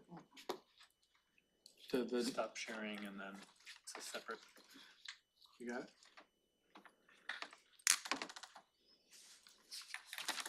And then Next one was try to see. let's hand it over to Rob. There you go, Assistant County Manager. Josh, you didn't talk about the chariot race plan for the fairground. That was pretty cool. That was a great article. Yeah, Historically, they've had chariot races at Thurston County Fairgrounds. yeah, for over 152 years, they've done a lot of varied things, that's for sure. Chariot races were a big one. Okay, Bring him back. bring them back. So we have essentially two options to provide the Board of County Commissioners on our reduction plan. And this circles back to the concept that we provided earlier on the planned shift of payment for work that's already happening to the Surface and Stormwater Utility Fund. We have capacity in that fund to shift a great amount of work into that group, which is available. And so we have our first option proposal, remembering that community planning is a separate department, Department 36. So that's Ashley's group. And the request from the board was to reduce by 44,000 in Ashley's group, 36. And then in Brett's group, 27, was to reduce by 123,000. So that total CPED umbrella goal is 167,000. And the community planning group has offered that they can shift a 0.5 FTE, a 1 FTE, and a 0.5 senior planner into work for surface and stormwater to be funded by Surface and Stormwater Utility Fund. And so then that is essentially a proposed reduction of 286,000. The board's goal was 167,000, so we're proposing to save an additional 101,000 to the general fund through this action. And then there would be zero reduction in the other group.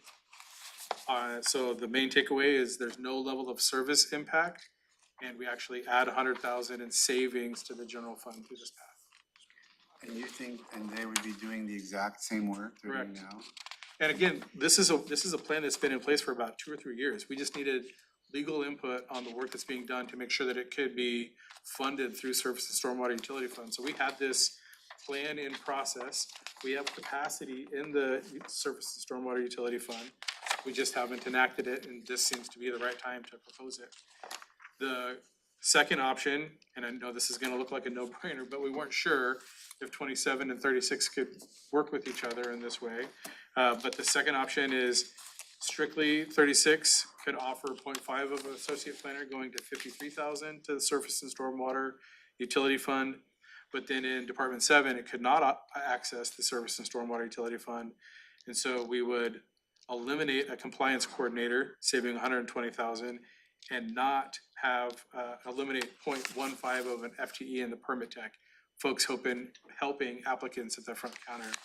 And that would get us to a savings of 186,000, which meets the goal of 167 for the general fund reduction.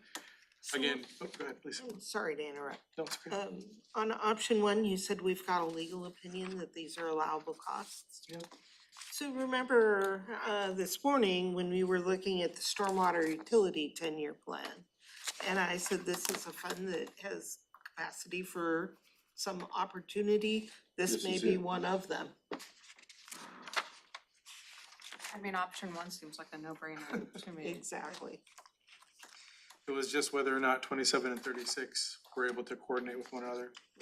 We just need a certain amount of savings, and you've Yeah, brought it in doesn't more matter than to us that which on one something is that's that. very doable. Josh, can you go back to option one, please? Okay, I just wanted to.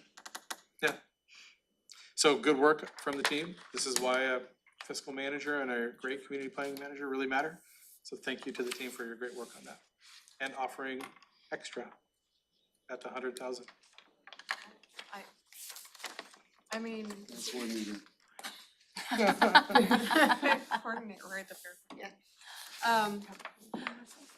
I mean, do you wanna go through the other options? But I mean, this for me just seems very, It takes you right where you need to be and no impact on services to citizens. yeah. And as long as we've got a legal opinion that says it's a legit expense, then I'd say we're there. Yeah, it's not the positions, it's the work that the folks that were offering Right. those positions are doing, Right. and that work It's the work, has a legal opinion that it fits within the sideboards. that's right.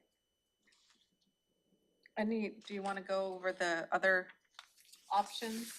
That's- There's he's more got- than that. There's one more. No, that was Was just there? a comparison. That's just Oh, just a comparison? Side by side, Mhm. let's go to the side by side. There you go. Yeah, there we go. You wanna save more with no impact? Save less money. Or do you wanna pay a lot? Get you into an option one. The wheels roll. Making it easy, Josh. Yeah. Yeah, Woohoo. gotta have something easy. Thank you. Hey, don't take this. Stop. Well, now we got, Okay, we have a whole minute left. What's next? That's it. next steps, We're not done. and which will be very short. Okay, Okay, thank you, Board of County Commissioners. Thank you. Thank you. okay, Nicole, anything before we adjourn?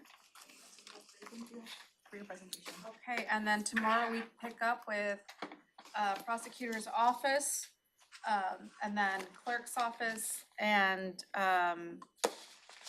public health in the afternoon. It's something We else. have next We steps. do have, Next steps at Next 3:30. steps. our This next afternoon. steps in Do 15 you guys minutes. want to break or do you wanna keep going? Yeah.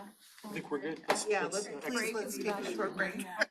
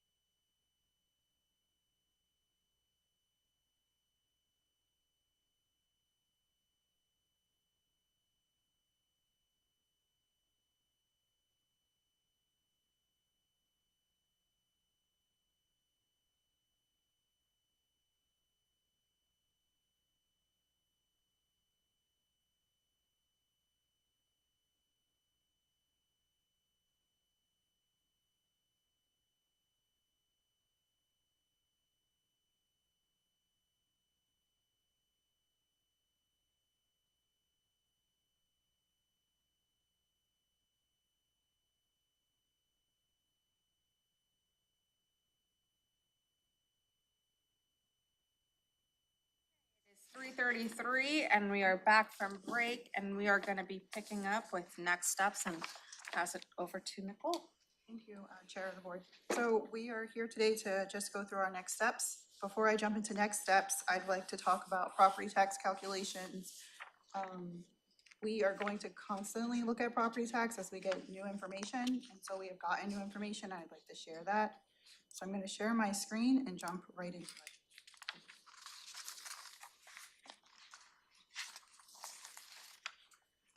Okay, so this sheet here is just our property tax calculations.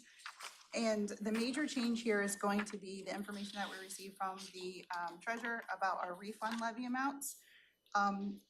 But just to start at the beginning of how property tax is calculated, you'll see here at the top line right here, this is what our last year's highest lawful levy was at a 1% increase. That amount here is 449.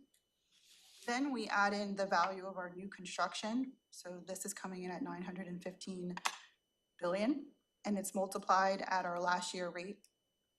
And so that gives us $722,000.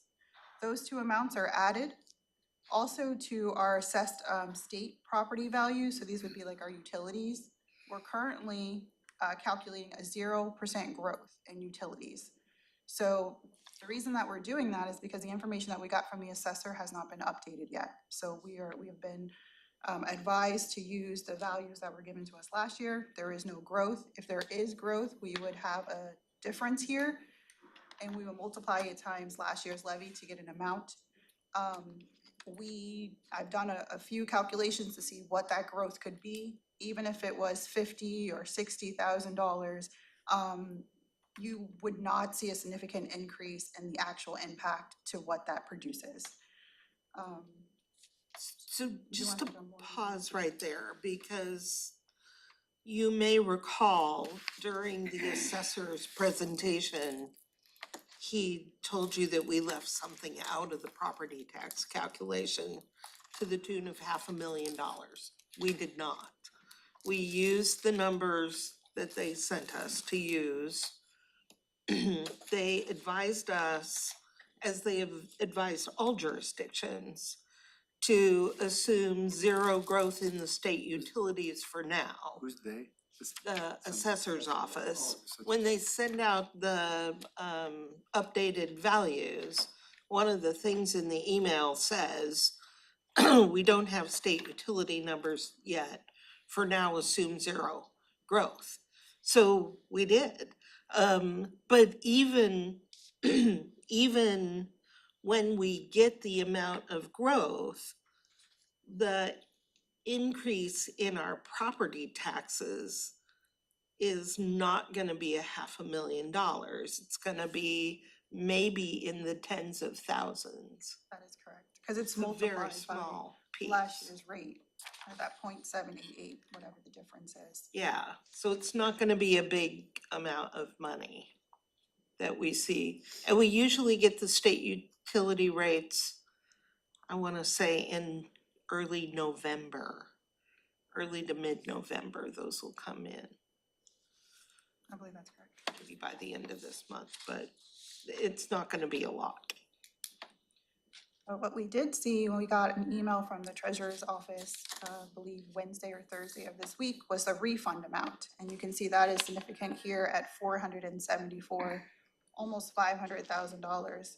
So the refund amount there is property tax that was assessed in the current year to be collected. However, for changes in collections as far as, what am I thinking? Granting exemptions and things like that that didn't come through, any cancellations like that. Also, as far as any technical errors or challenges in the assessed value, that amount of property tax that we did not collect, we are lawfully allowed to collect in the following year. And so what you see here is that almost $500,000 in refunds. This is larger than what we've seen before. And that speaks to a lot of the exemptions that are going through that we've heard the treasurer talk about. So that amount is there. That is directly impacted in the amount that we can levy. So it is added at its current value. There is no multiplying it by last year's levy rate or anything like that. So you'll see from the 46,109, I add around 474,000, and the property tax levy amount is 46,584. With the road levy shift that we are proposing of $2 million, that's added to that amount to get to 48,584, 128. That amount is divided by our assessed value here, and then that ends up being 8.075 cents. So now we're only $6.5 million short. No, No. and we knew you were gonna jump to that, no, and here's why. Go Yeah. ahead. So, by law, whatever you set your property tax, say budget at, is what you can collect. And so we forecast high.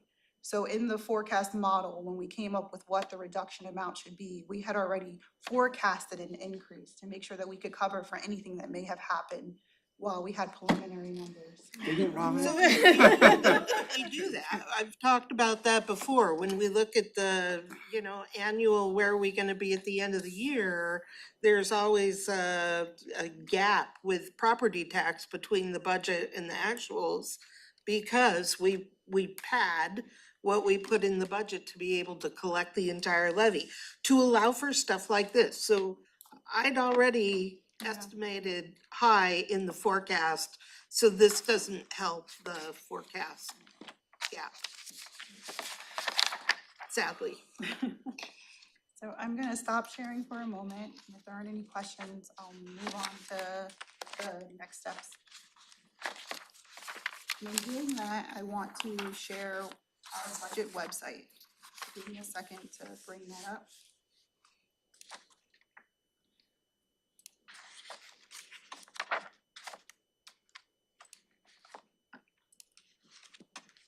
So this is our county budget website. On the county budget website, we have made some updates on what's presented here. So it's underneath the commissioner's office and then the budget homepage. When citizens access this budget homepage, there is a button here called Budget Development. If they were to click that, let's see, it loads for me.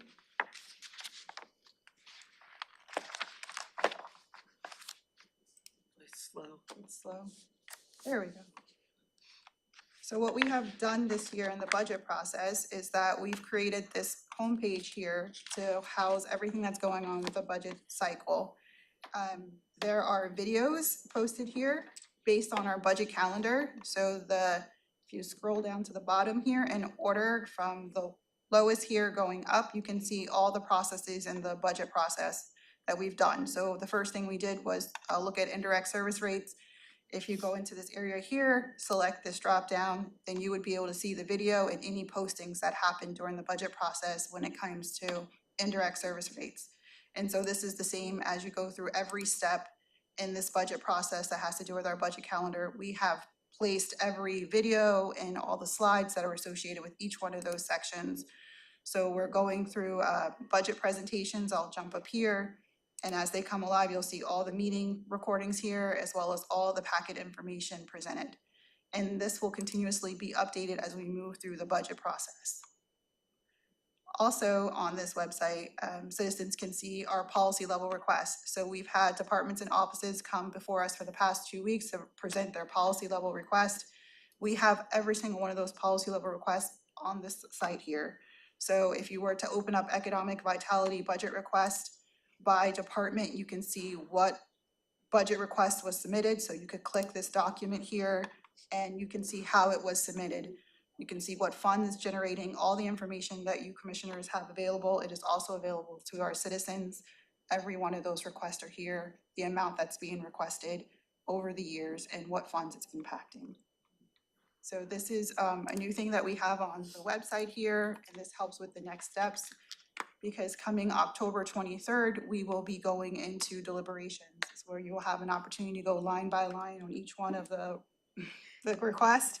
As we go through that, so I'll stop sharing and just speak. So as we go through that, citizens can follow along on that area to look at all the policy level requests. Any questions so far? No? Okay, and so then I'll just. Before you, Oh, jump into more stuff. yeah, take a moment and congratulations, because that is a huge amount of work. And Nicole and Jennifer and Carly And Melissa did a lot have of just work. done a Okay. huge lift to get everything out there. It's all available to anyone who'd like to see it. And so that it's really good work, you guys. Yeah, that looks really cool. We're really focused on being transparent and being able to let the citizens see everything that you see. As soon as we get it, we're making it available. Thank you. So next step, starting October 23rd, we'll be going through line item review of change request. I'm gonna pull up a tentative schedule that we have, not to share, but just to talk about some of the things that will be. Somebody's got their hand up. No, she's a clapping. She's clapping. Oh. She did a lot of the work. She Yeah, did, oh, she Melissa did all too? the Well, change requests. you, down. Melissa. I mean, Thank single you, you out, Melissa. Melissa. Yes, thank You're welcome. Thank you, Melissa, and then Carly worked really diligently to get them Thank all you, up there, Carly. naming them, making sure they were ready, so, yeah, great. Okay, so next week, no, not next week, 2 weeks from now, starting on October 23rd, we'll have the opportunity to actually speak with the clerk.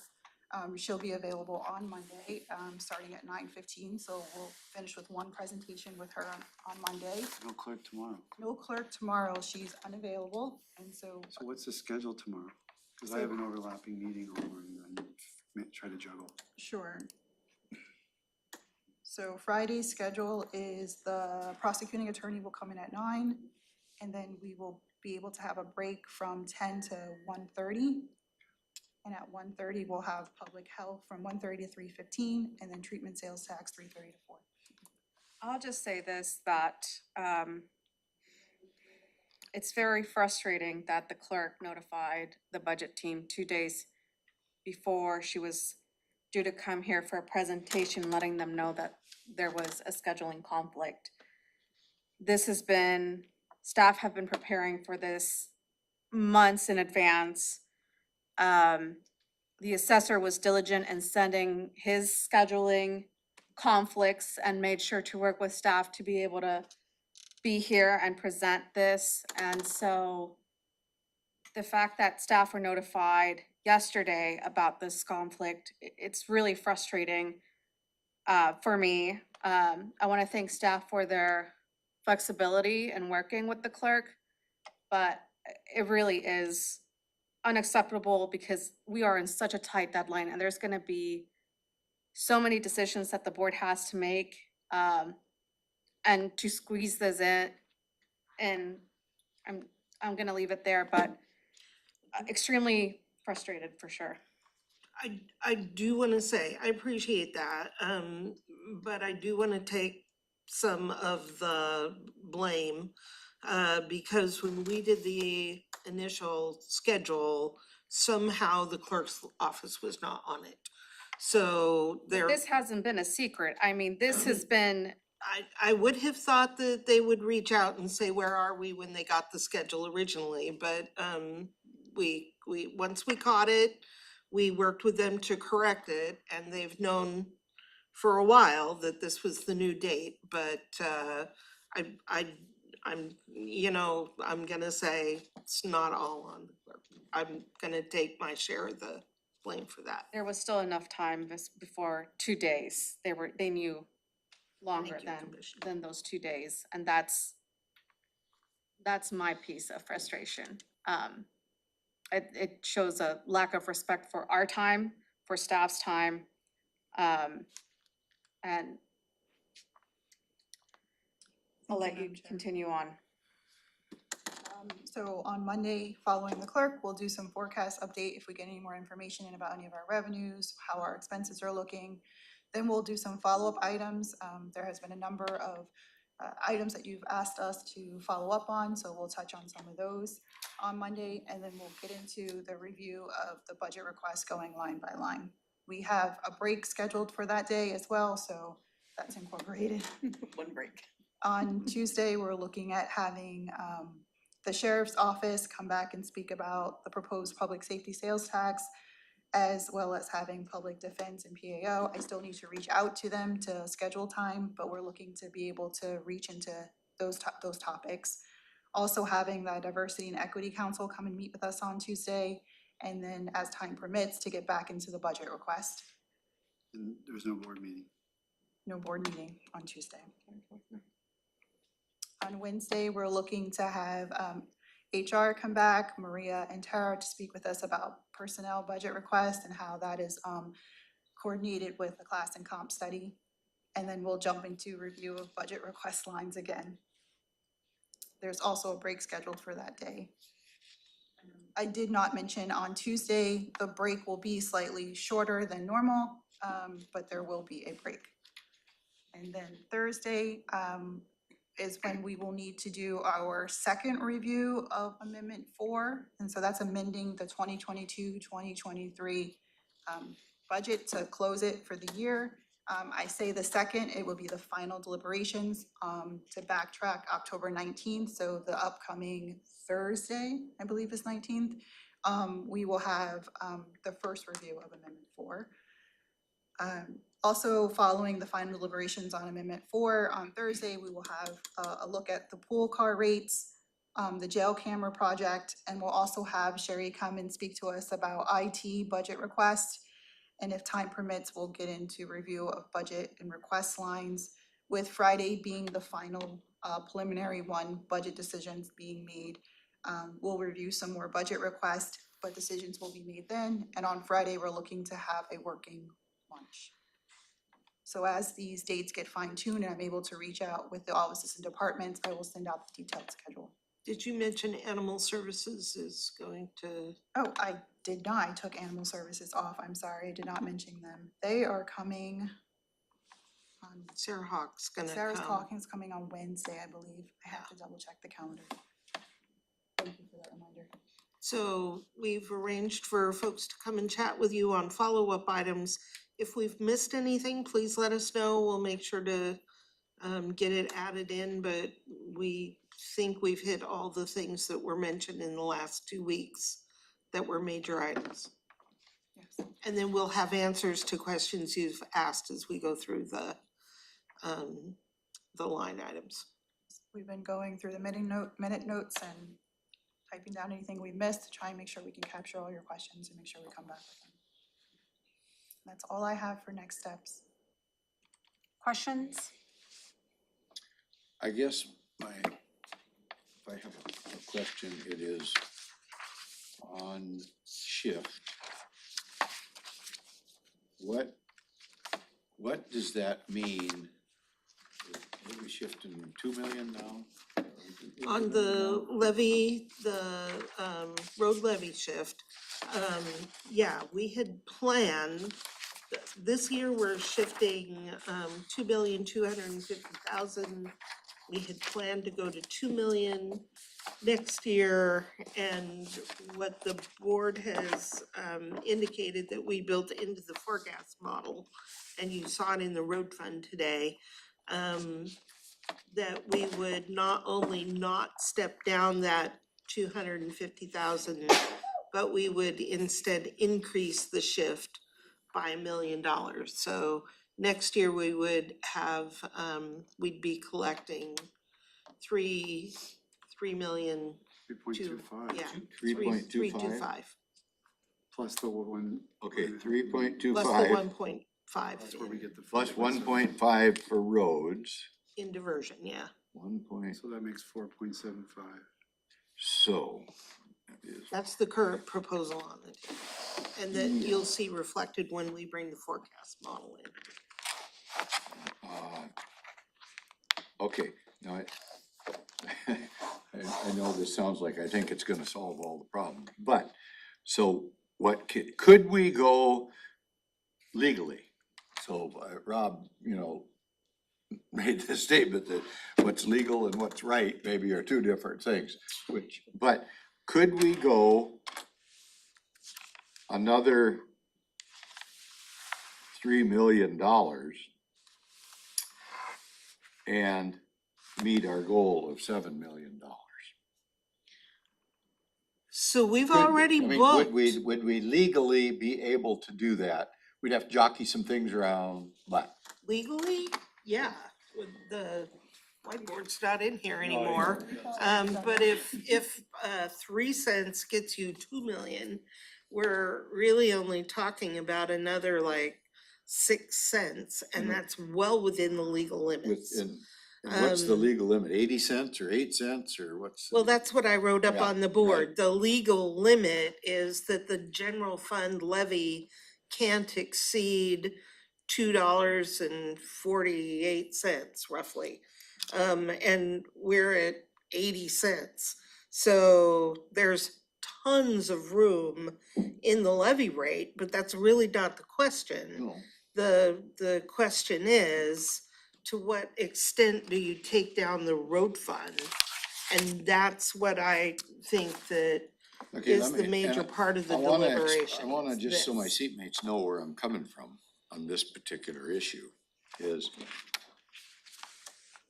the cost of oil is, and consequently, the cost of all of our products to do road maintenance has went up by about 70%. That's road paint and everything else that goes with it.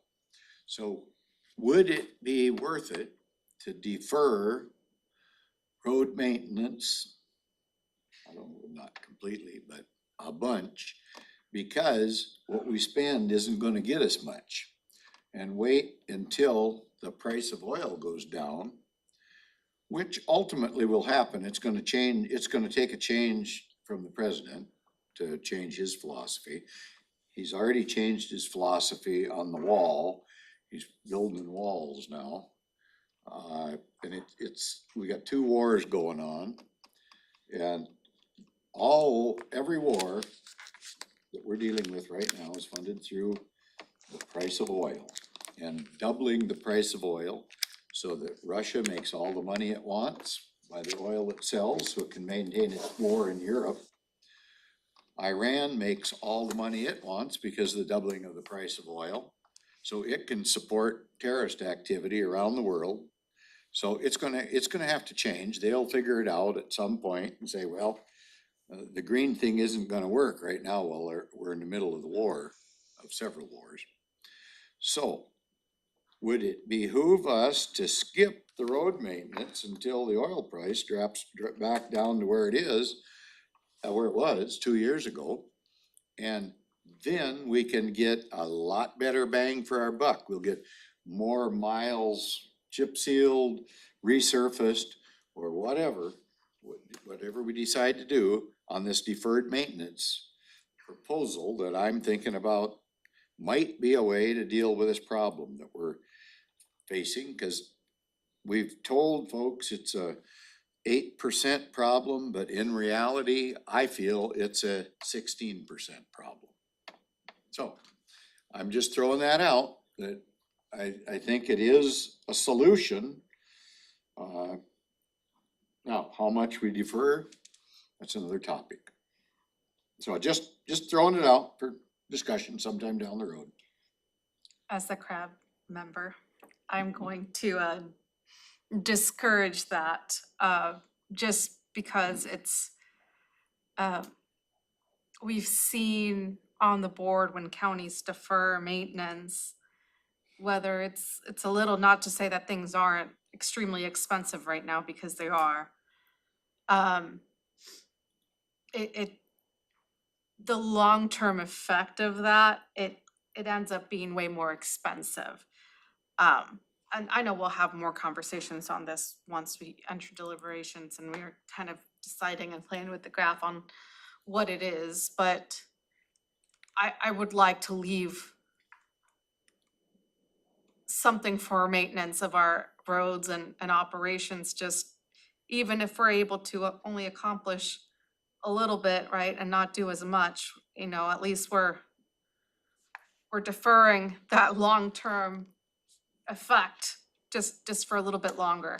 But again, like, we'll have more discussions on it and we'll kind of see the whole picture of our budget and. And I'm not advocating taking it all.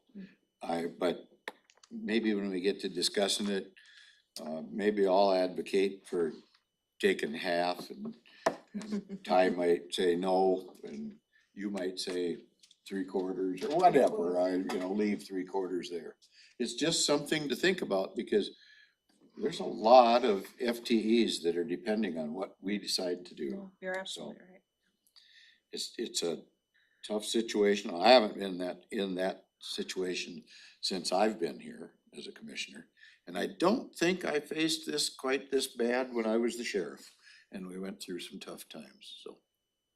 You retired just before the Great Recession. I know. Yeah. But 96 was a setback, There- 87 was a setback, and 88. 84. And I was there for those and had to negotiate cutbacks on staff. And so I've been through it all and I know how it really does hurt. It really doesn't hurt the sheriff in my case, where I happen to be the sheriff, but those employees that were laid off, it hurts. So it's real. I'm just, It is, I don't wanna, I agree with everything you just said, but it is a somewhat different environment than those times in terms of the labor market. And, you know, it is different. it's a little different.